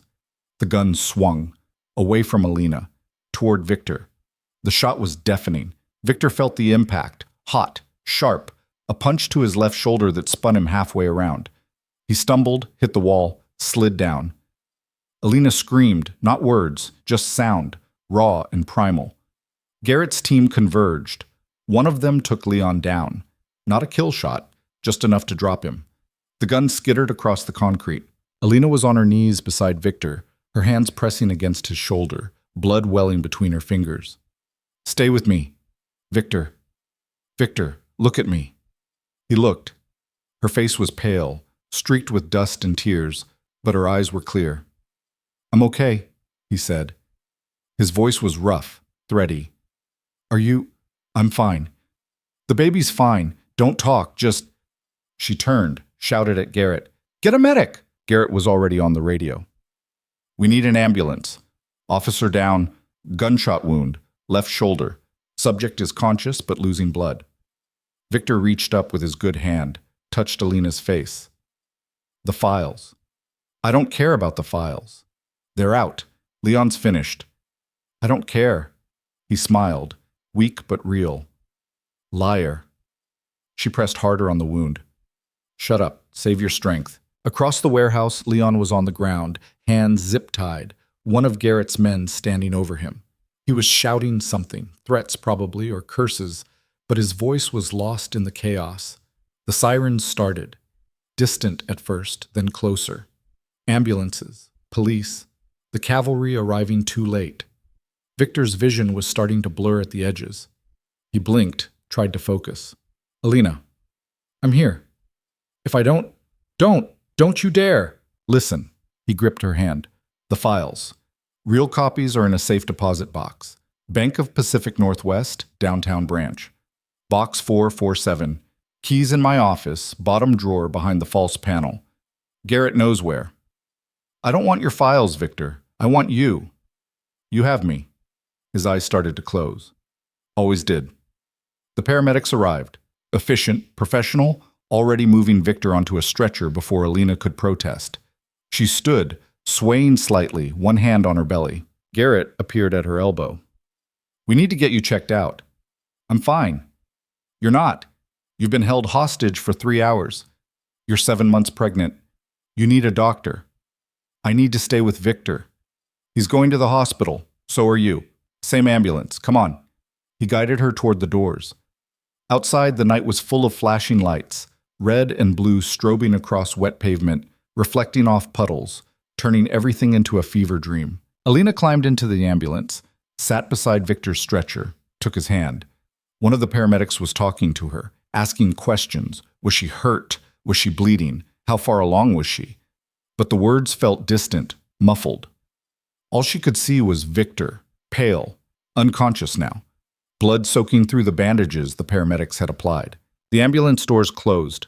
The sirens started. They pulled away from the warehouse, leaving behind the wreckage and the bodies and Leon Voss, who was already being loaded into a police car. Alina leaned forward, pressed her forehead to Victor's hand. The baby kicked. And for the first time in 3 hours, Alina let herself believe they might actually survive this. The hospital was bright and sterile and too loud. Doctors in scrubs, nurses moving with purpose, machines beeping in rhythms that felt both urgent and routine. Alina was separated from Victor the moment they arrived, him to surgery, her to labor, and delivery for monitoring. She protested. They ignored her. A nurse with kind eyes and firm hands guided her into a private room, helped her onto the bed, started hooking up monitors. "We need to make sure the baby's okay," she said. "Just a precaution." "I'm fine." "She's fine." "I'm sure you are, but let's confirm it, okay?" The monitors beeped. The nurse adjusted them, her expression neutral but focused. After a moment, she nodded. Heartbeat strong, no signs of distress. You're doing great. Alina closed her eyes, felt tears she hadn't known she was holding break free. Hey, the nurse said gently. Hey, it's okay. You're safe now. I know. Your partner, he's in good hands. Dr. Alvarez is one of the best trauma surgeons we have. Alina nodded, didn't trust her voice. The nurse finished with the monitors, made a note on a tablet, then paused. You've been through something terrible tonight. If you need to talk to someone, a counselor, a social worker, we can arrange that. I just need to know he's okay. I'll check on his status and let you know as soon as I hear anything. She left. Alina sat alone in the too-bright room, listening to the steady beep of the fetal monitor, trying not to think about how close she'd come to losing everything. Garrett appeared in the doorway 20 minutes later. He looked tired, jacket gone, shirt stained with something that might have been blood or oil, his expression grim. Victor? Alina asked immediately. In surgery. They're working on him now. Bullet went clean through, missed the major arteries. Doctors say he'll recover. Alina exhaled. And Leon? In custody. Federal agents picked him up an hour ago. Between the Orion files going public and the kidnapping charge, he's looking at 20 to life. Minimum. Good. Garrett pulled up a chair, sat down heavily. You did good tonight. I got kidnapped. You stayed calm, didn't panic, gave us time to get into position. I didn't do anything. You survived. He met her eyes. That's more than most people could say. Alina looked down at her hands. They were still shaking. Is Torres okay? He's here. 2 floors down, asking about you. Tell him I'm fine. I will. Garrett stood. Get some rest. I'll let you know when Victor's out of surgery. He started to leave. Alina stopped him. Garrett, he turned. Thank you for coming, for... Her voice cracked. For not listening when Victor said to come alone. Garrett smiled, barely. He knew I wouldn't. That's why he said it. He left. Alina lay back against the pillows, closed her eyes, felt the baby shift and settle, a small weight against her ribs. The door opened again. She opened her eyes, expecting another nurse. It was Marcus. He stood in the doorway, looking worse than he had that morning, gaunt, hollow-eyed, like he'd aged 10 years in 12 hours. He had a visitor's badge clipped to his jacket. What are you doing here? Alina asked. Her voice was flat. I heard what happened. I had to... He stopped, tried again. I'm so sorry, Alina. I never meant... Get out. Please, just let me... Get out. Marcus flinched, took a step back, but he didn't leave. I know you hate me. I know I don't deserve to even be in the same room as you, but I need you to know I tried to warn you. I tried to stop it. After you started it. I know. You sold me out, Marcus. You took money to give a stranger everything you knew about my life. You don't get to come here and ask for forgiveness. I'm not asking for forgiveness. His voice broke. I'm just trying to live with what I did. And I can't. I can't sleep, can't think. Every time I close my eyes, I see that video of you in that chair, and I know it's my fault. Alina sat up. You want absolution? Find a priest. I'm not giving it to you. I don't want absolution. I want... He stopped, swallowed. I want to know you're okay, that the baby's okay, that I didn't... We're fine. No thanks to you. Marcus nodded. His eyes were wet. Good. That's good. He turned to leave. Marcus, Alina said. He looked back. If you ever contact me again, if you ever come near me or my family or anyone I care about, I will make sure Victor finishes what Leon started. Do you understand? Marcus stared at her, then nodded. He left. Alina lay back down. Her hands were still shaking, but not from fear, from rage. She pressed them to her belly, felt the baby kick, and made a promise to the life inside her. No one would ever threaten them again. Not Marcus, not Leon, not anyone. Because the woman who'd walked into that warehouse wasn't the same woman who'd walked out. And the world was about to learn what that meant. 3 hours later, a doctor in blue scrubs appeared at Alina's door. Mrs. Cross? She sat up. Yes. Mr. Yoon is out of surgery. He's stable, awake, asking for you. Alina was on her feet before the doctor finished speaking. Where? Recovery, 3rd floor. I'll take you. She followed him through sterile hallways, past rooms full of people healing or dying or somewhere in between. The recovery ward was quieter, dim lighting, hushed voices, the soft beep of monitors. Victor's room was at the end. The doctor stopped at the door. 10 minutes? He needs rest. Understood. She went inside. Victor was propped up in bed, his left shoulder heavily bandaged, an IV in his right arm. He looked pale, exhausted, but his eyes were clear. "Hey," he said. "Hey." She crossed to him, sat in the chair beside the bed, took his hand. For a long moment, neither of them spoke. Then Victor said, "You okay?" "I'm fine." "The baby?" "She's fine," he exhaled. "Good. That's good. You got shot." "I noticed." "It's not funny, Victor." "I know." He squeezed her hand. "But you're here. You're safe. That's all that matters." Alina's throat tightened. "You could have died." "But I didn't." "You could have." "Alina, don't." She pulled her hand away, stood, walked to the window. "Don't act like this was nothing, like you didn't just throw yourself in front of a bullet for me." "I'd do it again." "I know, that's the problem." Victor tried to sit up, winced, fell back. "What are you saying?" She turned to face him. "I'm saying I can't lose you, and I can't keep watching you risk everything for me. It's not—" Her voice broke. "It's not sustainable, Victor. This life, these threats, people trying to use me to get to you. I can't—" "So what do you want?" "I want to be done. I want to take our daughter and disappear somewhere Leon Voss's ghost can't find us. I want to stop looking over my shoulder every time I leave the house." Victor's expression went carefully blank. "You want to leave?" "I want to be safe." "Those aren't the same thing." "Maybe they are." The room went silent. The machines beeped. The hallway outside hummed with distant activity. Victor looked at her. Really looked at her. "If you want to go, I won't stop you." Alina's chest tightened. "But I'm not giving you up," he continued. His voice was quiet but steady. "I'll liquidate everything. Sell the companies, burn the files, walk away from all of it. We'll go wherever you want, change our names, start over. But I'm not losing you." Alina stared at him. "You'd give up your empire?" "In a heartbeat." "Victor, I mean it, Alina. I built all of this before I met you. I can build it again. Or not. I don't care. The only thing I can't rebuild is you." She crossed back to him, sat on the edge of the bed. "You're an idiot." "I know."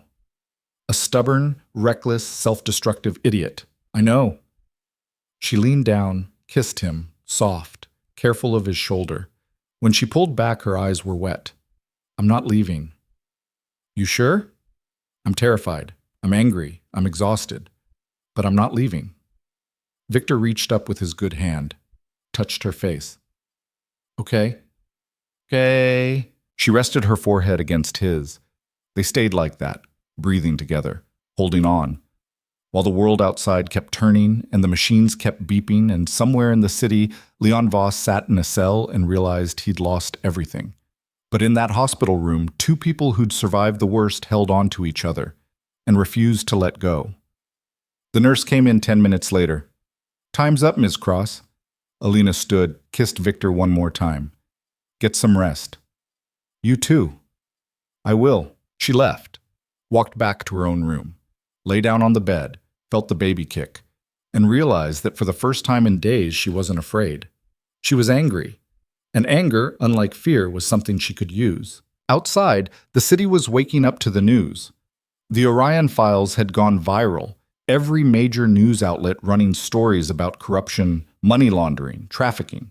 Leon Voss's name was everywhere, so was Dmitry Orlov's. And buried in the documents were breadcrumbs that led back to a dozen other powerful men who were about to have very bad mornings. Victor's dead man switch hadn't just destroyed Leon. It had set fire to an entire network, and somewhere in the ashes new power structures would form, new threats would emerge, but that was tomorrow's problem. Tonight, Alina closed her eyes and let herself rest, because the war wasn't over. It was just beginning, and this time she wasn't going to be the target. She was going to be the one holding the gun. 3 weeks after the warehouse, Alina stood in front of a floor-to-ceiling window on the 38th floor of a building she technically owned but had never visited. Below her, the city sprawled in every direction, gray concrete, glass towers, the slow crawl of traffic that looked like blood cells moving through veins. She had one hand pressed to the glass, the other resting on her belly. The baby had dropped lower in the past few days.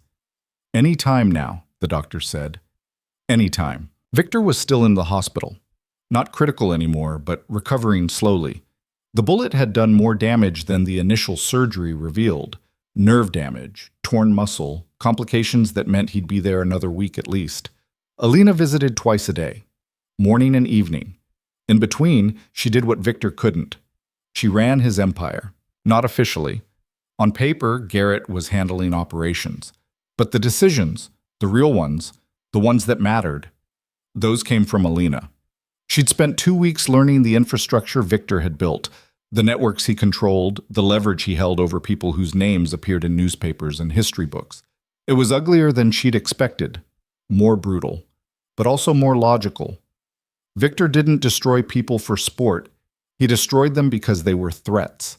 And in his world, you eliminated threats before they eliminated you. Alina was starting to understand why. The door behind her opened. She didn't turn. "Is he here?" "Downstairs," Garrett said, "waiting in conference room B." "Alone?" "2 lawyers, no security." "Good." Alina turned from the window. "Let's get this over with." Garrett studied her. He'd been doing that a lot lately, watching her like he was trying to figure out when the woman who'd been kidnapped 3 weeks ago had been replaced by this colder, sharper version. "You sure about this? I've never been more sure of anything. Victor wouldn't want you at... Victor isn't here." Her voice was flat, final. "I am." Garrett nodded. Didn't argue. He'd learned not to. They took the elevator down, 15 floors. Alina's reflection stared back at her from the polished metal walls, dark circles under her eyes, hair pulled into a knot, a black dress that made her look like she was attending a funeral. Maybe she was. The elevator doors opened. Conference room B was at the end of a hallway lined with abstract art that cost more than most people earned in a lifetime. Garrett held the door. Alina walked in. Marcus Hale sat at the long table, flanked by 2 men in expensive suits who looked deeply uncomfortable. Marcus himself looked worse than uncomfortable. He looked broken. His hair was too long, greasy. His clothes hung loose like he'd lost weight he didn't have to lose. His hands were folded on the table in front of him, trembling slightly. When he saw Alina, he stood. "Alina, sit down," she said. He sat. Alina took the chair across from him. Garrett remained standing by the door, arms crossed, a silent reminder that this wasn't a negotiation. One of the lawyers cleared his throat. "Ms. Cross, my client has expressed deep remorse for his actions and wishes to—" "I don't care about his remorse," Alina interrupted. She didn't look at the lawyer, just kept her eyes on Marcus. "I'm here to make sure we understand each other." Marcus swallowed. "I know you gave Leon Voss everything you knew about me. My schedule, my routines, places I went, people I trusted. You sold that information for $50,000. And when you realized what you'd done, you sent me a warning at 2 a.m. like that somehow made it better. I was trying to help. You were trying to absolve yourself." Alina leaned forward. "But here's the thing, Marcus. I don't absolve you, I don't forgive you, and I sure as hell don't forget." The room went silent. One of the lawyers shifted uncomfortably. Marcus's face had gone pale. "So here's what's going to happen," Alina continued. "You're going to sign a legal agreement stating that you will never contact me, Victor, or anyone connected to us ever again. You're going to forfeit the $50,000 Leon paid you. It'll be donated to a women's shelter, and you're going to leave Seattle tonight." Where am I supposed to go?" "I don't care. Just not here." Marcus's lawyer leaned in, whispered something. Marcus shook his head. I don't have money to... That's not my problem." "Alina, please." She stood. "Sign the papers or I press charges. Conspiracy. Aiding and abetting a kidnapping. You'll do 10 years. Minimum." "I didn't kidnap you. You gave him the information that made it possible. Same thing." Marcus stared at her. His eyes were wet, desperate. I made a mistake. Yes, you did. And now you get to live with it. She turned to Garrett. Do we have the documents? Garrett pulled a folder from his briefcase, set it on the table. Standard non-contact agreement. Notarized. Binding. One of the lawyers opened it, scanned the pages, nodded to Marcus. It's enforceable. You should sign. Marcus looked at the papers, then at Alina. What if I don't? Then you go to prison, Alina said, and I make sure everyone in there knows exactly what you did. Marcus's hand shook as he picked up the pen. He signed, 3 places. His signature was barely legible. Garrett collected the papers. You have until midnight to be out of the city. If you're still here tomorrow, the deal's void. Marcus stood, looked at Alina one last time. I really am sorry. I know, Alina said. It doesn't change anything. He left. His lawyers followed. The door closed. Alina sat back down, exhaled slowly. Garrett moved to the chair beside her. You okay? No. She rubbed her temples. But I will be.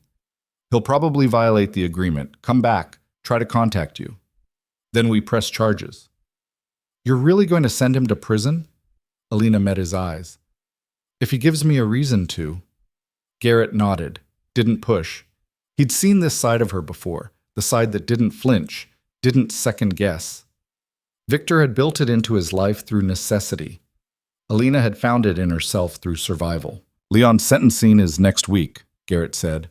I know. You planning to be there? Should I be? Victor would want you to see it. Closure, justice, all that.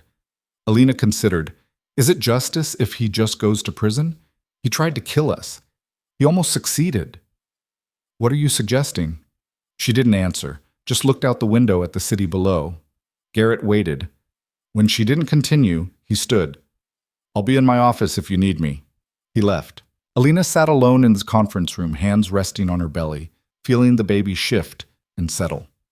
In 3 weeks, her entire life had been dismantled and rebuilt. She'd gone from being Victor's partner to being his proxy, from being protected to being the protector. The change hadn't felt dramatic. It had felt inevitable, like she'd always been moving toward this moment and just hadn't realized it. Her phone buzzed. A message from the hospital. Victor's awake. Asking for you. She stood, smoothed her dress, headed for the elevator. The hospital room was different than it had been 3 weeks ago.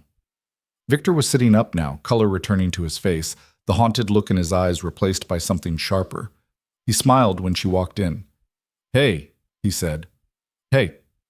She crossed to him, kissed him carefully, mindful of the shoulder. How are you feeling? Like I got shot. Funny. I try. He gestured to the chair. Sit. Tell me what I missed. Alina sat. Marcus signed the non-contact agreement. He's leaving Seattle tonight. Victor's expression darkened. You met with him? I did. Alina, it needed to be done, and you weren't in a position to do it. He studied her face. What did you say to him? That if he ever comes near us again, he goes to prison. And? And nothing.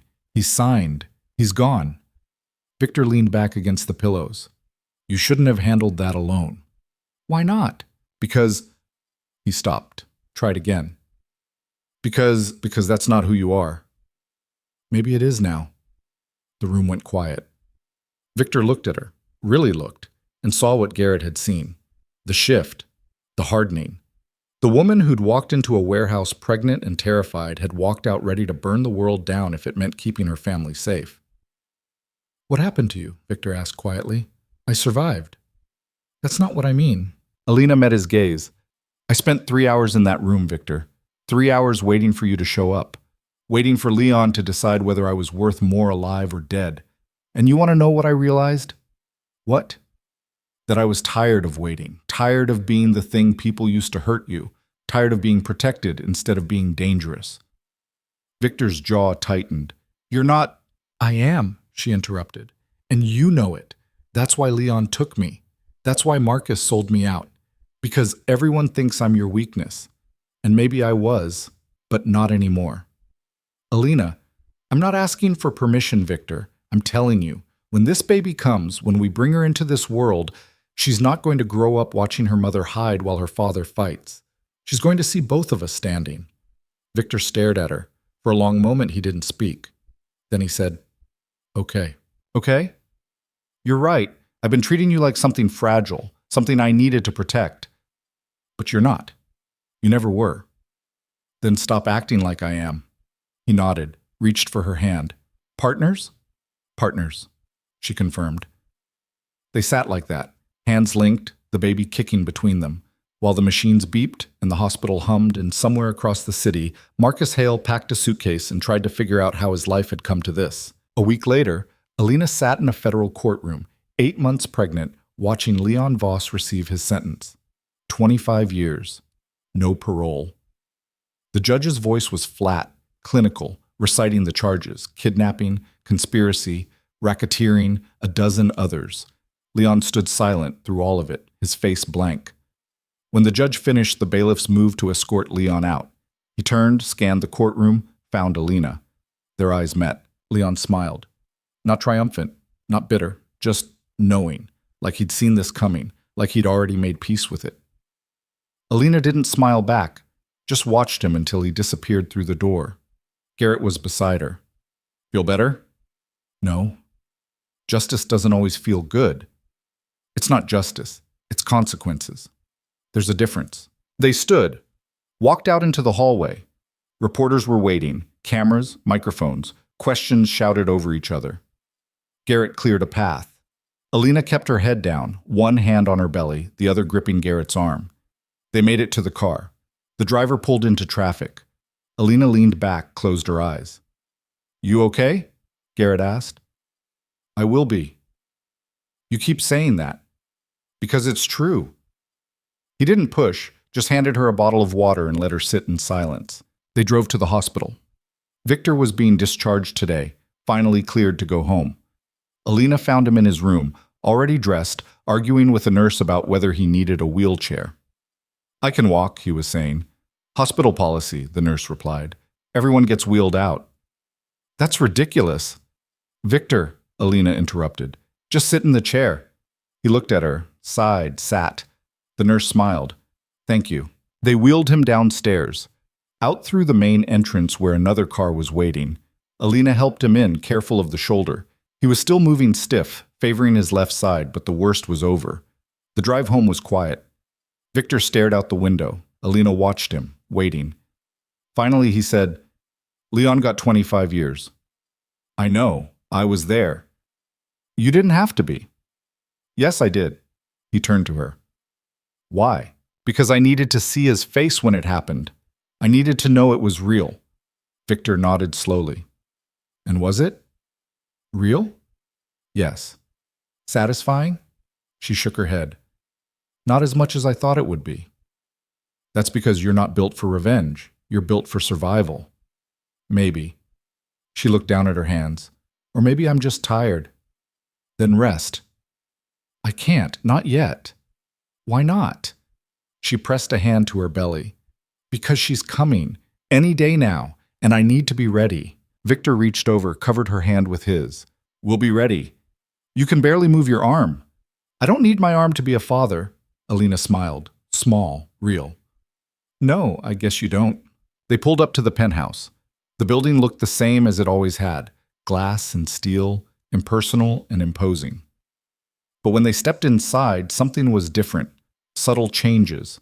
A crib in the corner of the bedroom, baby clothes folded on the dresser. A mobile hanging over the changing table, soft shapes, muted colors. Victor saw it. Stopped. "When did you "Last week, while you were sleeping." He walked to the crib, touched the railing. "It's perfect." "It's a start." He turned. "What else do we need?" "Time," Alina said. "Just time." They spent the next 3 days in the quiet. Victor healing, Alina preparing. Neither of them talked about Leon or Marcus or the Orion files that were still making headlines. They just existed, together, waiting for the moment their lives would change again. It came at 3 a.m. on a Thursday. Alina woke to pain. Sharp, rhythmic, unmistakable. She gripped the sheets, breathed through it, counted the seconds until it passed. Victor was awake instantly. Is it? Yes. He moved faster than he should have been able to, given the shoulder. Called Garrett. Called the hospital. Got Alina dressed and into the car within 10 minutes. The drive was a blur. Streetlights, empty roads. Alina's breathing harsh in the enclosed space. They made it to the hospital. Labor and delivery. A room with 2 bright lights and too many people. Nurses hooking up monitors. Doctors asking questions. Victor standing beside her, his good hand gripping hers, his voice steady even though his eyes were terrified. You're okay, he kept saying. You're doing great. Alina wanted to believe him, but the pain was overwhelming, drowning everything else. She focused on breathing, on the rhythm the nurse was coaching her through, on the knowledge that this was temporary, that soon it would be over. It took 6 hours. 6 hours of pain and exhaustion and moments where Alina was sure she couldn't do this, couldn't keep going, couldn't survive one more contraction. And then she heard it, a cry, small, angry, insistent. The doctor lifted the baby. It's a girl. Alina's vision blurred. From tears or exhaustion, she wasn't sure. But when they placed the baby on her chest, warm, wet, squirming, everything else fell away. She looked down at the tiny face, the dark eyes blinking against the light, the small fists clenched tight. Hi, Alina whispered. Hi, sweetheart. Victor was beside her, his hand on the baby's back. She's perfect. She is. They stayed like that, the 3 of them, while the medical team worked around them, cleaning up, taking measurements, recording details that would go into files and charts and records. Eventually, a nurse took the baby to weigh her. 7 pounds, 3 ounces, 19 inches, healthy, strong. They brought her back wrapped in a blanket. Alina held her while Victor sat on the edge of the bed, his arm around both of them. What do we call her? He asked. Alina had been thinking about this for months. Names that felt right, names that felt safe. But now, looking at the small face, none of them fit. Elena, she said finally, after no one, just Elena. Victor tested it. Elena Yoon. Elena Cross Yoon, Alina corrected. He smiled. Elena Cross Yoon. The baby made a sound, not quite a cry, just a small noise of protest or agreement. I think she likes it, Victor said. She better. It's the only one she's getting. They laughed. Quiet. Tired. The kind of laughter that came from relief and exhaustion and the overwhelming realization that everything had just changed. A nurse poked her head in. You have visitors, if you're up for it. Alina looked at Victor. He nodded. Garrett came in first. He stopped when he saw the baby. His expression softened, barely, but enough to notice. She's beautiful. She is, Alina agreed. How are you feeling? Like I just gave birth. Fair. He moved closer. Can I? Alina held out the baby. Garrett took her carefully, like she was made of glass. For a moment he just looked at her, then he handed her back. She's got your eyes, he said to Alina. And his stubbornness, Alina replied, glancing at Victor. Poor kid, Garrett said, but he was smiling. Torres came next, still moving slow from the gunshot wound, but upright. He didn't ask to hold the baby, just looked at her from a distance and said, Congratulations. Thank you, Victor said, for everything. Torres nodded. Just doing my job. You did more than that. Torres didn't argue, just gave a small smile and left. The room emptied. It was just the 3 of them again, Victor, Alina, and Elena. The baby had fallen asleep, her tiny chest rising and falling in a rhythm so steady it seemed impossible she was real. Alina looked at Victor. Are we ready for this? No. Good. Me neither. They sat in silence. The city outside was waking up, dawn breaking over the skyline, light spilling across glass towers. Inside the room was warm and quiet, and full of something that felt almost like peace. 3 months later, Alina stood in the same conference room where she'd confronted Marcus, holding Elena against her shoulder. The baby was awake, eyes wide, taking in the floor-to-ceiling windows and the strange adults moving around her. Garrett was at the table reviewing documents. Victor was beside him, shoulder mostly healed, arguing about some clause in a contract Alina couldn't pretend to care about. She shifted Elena to her other shoulder. The baby made a small sound of protest. "You okay?" Victor asked, looking up. "Fine. She's just restless." He stood, crossed to her, took Elena gently, settled her against his good shoulder. The baby calmed immediately. "Show off," Elena muttered. Victor grinned. "She likes me better. For now." They moved to the window.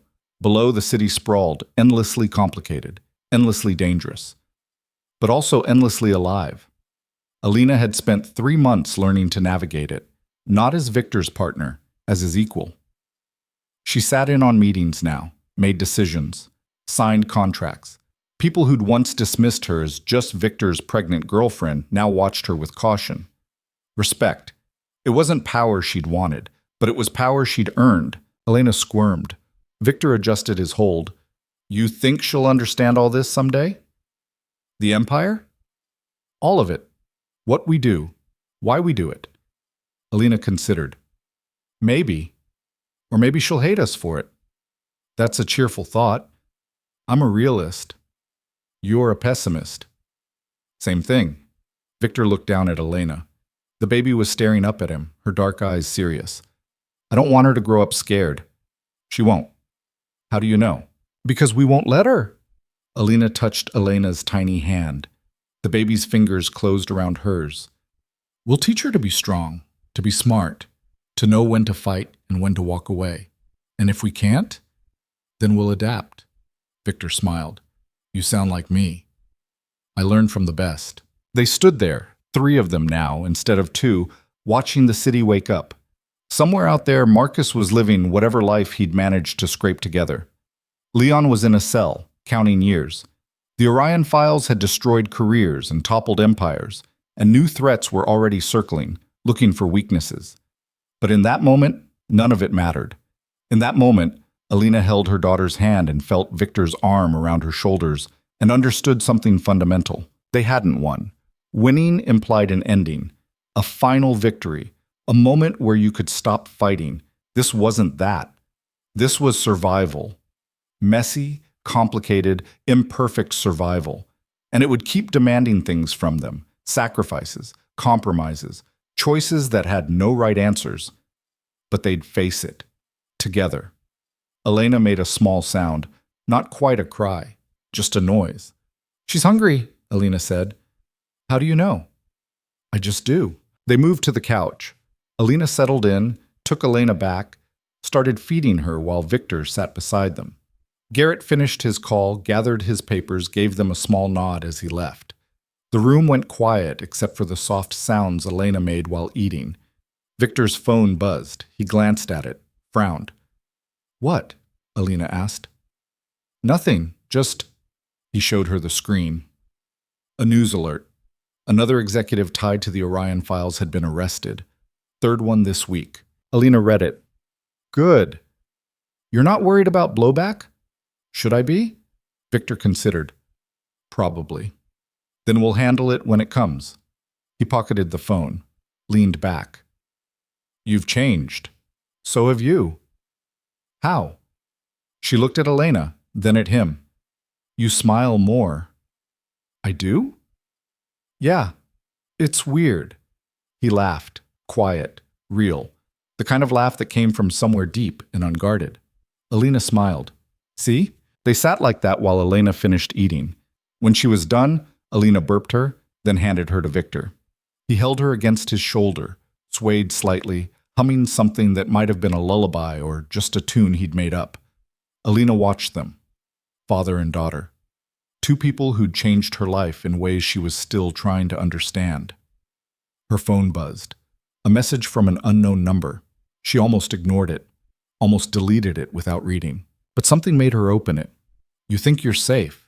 You're not. Enjoy the time you have. No signature, no context, just a threat wrapped in vague language." Elena stared at it, felt her chest tighten, then she deleted it, blocked the number, set the phone down. Victor noticed. "What was that?" "Nothing important." "Elena, it's handled." He didn't push, just nodded, went back to swaying with Elena. Alina watched them, felt the weight of the message settle in her gut. Another threat, another enemy, another fight waiting to happen. She could tell Victor, could show him the message and watch him spiral into threat assessment and contingency planning.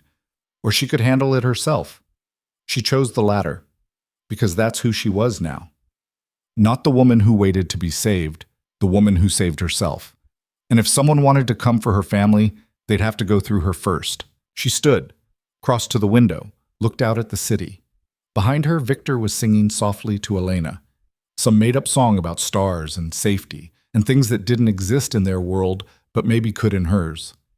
Elena pressed her hand to the glass, felt the cold seep through, and made a promise. She would give Elena what she'd never had. Not safety, that was a lie people told themselves, but strength, resilience, the knowledge that you could survive anything if you refused to break. Outside, the city hummed. Inside, a father sang to his daughter while her mother stood guard. And somewhere in the space between threat and promise, a family learned what it meant to survive. Not by hiding, not by running, but by standing together and refusing to let the world decide who they were allowed to be. 5 years passed.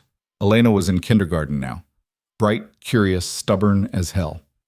She'd inherited Alina's eyes and Victor's intensity and something entirely her own, a fearlessness that sometimes terrified her parents and sometimes made them proud. Alina stood at the school gates, watching Elena run toward her, backpack bouncing, her face lit up with whatever story she'd collected that day. "Mama!" "Hey, sweetheart, how was school?" "Good. I told Zoe about the time you met the president, and she didn't believe me." Alina smiled. "That's because it didn't happen." "But you said—" "I said I met someone important, not the president." "Oh." Elena considered this. "Can we get ice cream?" "If you ate your lunch." "I did." "All of it?" Elena hesitated. "Most of it." "Then we'll get frozen yogurt instead." "That's not fair." "Life's not fair, baby. Come on." They walked to the car. Elena chattered the whole way about her teacher, her friends, the boy who'd pulled her hair and gotten sent to the principal's office. Elena listened, half focused, the other half scanning the street. Old habits. She'd stopped getting anonymous threats a year ago, but she hadn't stopped being careful. Victor was home when they arrived. He'd cut back on travel, spent more time at the penthouse. Not retirement, he'd never retire, but a rebalancing. He looked up when they walked in, smiled at Elena. "How's my girl?" "Good. Mama says we can get frozen yogurt." "Does she?" "If I eat my dinner," Elena added quickly. Victor glanced at Elena. She shrugged. They ate together. The three of them at the table, Elena talking over her food, Victor asking questions, Elena correcting table manners, and losing the battle. After dinner, Victor put Elena to bed while Elena cleaned up. She heard him reading a story, some book about dragons and princesses that Elena had demanded 4 nights in a row. When he came back down, Elena was on the couch, laptop open, reviewing quarterly reports. "She wants you to tuck her in too," Victor said. Elena closed the laptop. "Did she ask, or did you volunteer me?" "Little of both." She went upstairs. Elena was already half asleep, clutching a stuffed bear Victor had bought her on her 3rd birthday. "Mama?" "Yeah, baby?" "Are the bad people gone?" Elena's chest tightened. Elena didn't know details. Didn't know about Leon or Marcus or any of it, but she was perceptive. She noticed when her parents tensed at loud noises. Noticed the security that followed them everywhere. Noticed that her life wasn't quite like her friends' lives. "Mostly," Elena said, "but we're safe. You're safe." "Promise?" "I promise." Elena nodded, closed her eyes. "Love you, Mama." "Love you too, sweetheart." Elena sat there until Elena's breathing evened out. Then she went back downstairs. Victor was at the window, drink in hand, staring out at the city. "She asked about the bad people," Elena said. Victor didn't turn. "What did you tell her?" "That they're mostly gone." "Mostly." "Yeah." He was quiet for a long time, then, "Do you ever regret it?" "Regret what?" "All of this. Me. The life we built. Alina crossed to him, stood beside him at the window. Sometimes, he looked at her. Not the you part, she clarified, or the Elena part, but the rest of it? The threats? The security? The constant looking over my shoulder? Yeah, sometimes I wish we could just be normal. We could be. No, we couldn't, not anymore. Victor exhaled. I'm sorry. For what? For dragging you into this. For making you into someone you didn't want to be. Alina turned to face him. You didn't make me into anything, Victor. I chose this. Every step, every decision, even the ones I hated. Why? Because the alternative was losing you, and I wasn't willing to do that. He pulled her close. She let him. They stood like that, holding each other, the city glowing below them, while upstairs their daughter slept, safe and unaware of the battles her parents had fought to keep her that way. Do you think we'll ever be done? Victor asked quietly. With what? Fighting, surviving, all of it. Alina thought about it. No, I don't think people like us ever get to be done. That's depressing. That's honest. He kissed the top of her head. I love you. I know. You're supposed to say it back. I love you too, you idiot. They smiled, held on, refused to let go, because that's what they did. They survived, together. And whatever came next, whatever new threat, whatever new fight, they'd face it the same way they'd faced everything else. Not as victim and protector, but as equals, as partners. As a family that had learned the hard way that love wasn't about keeping each other safe. It was about standing together when safety wasn't an option, and refusing to break, no matter what. Outside, the city breathed. Inside, a family held on. And in the quiet space between past and future, Alina Cross-Yoon finally understood what it meant to win. Not by conquering, not by destroying, but by surviving and choosing every single day to keep fighting. Not for revenge, not for power, but for the small, stubborn, beautiful life they'd built. One breath at a time, one day at a time, together.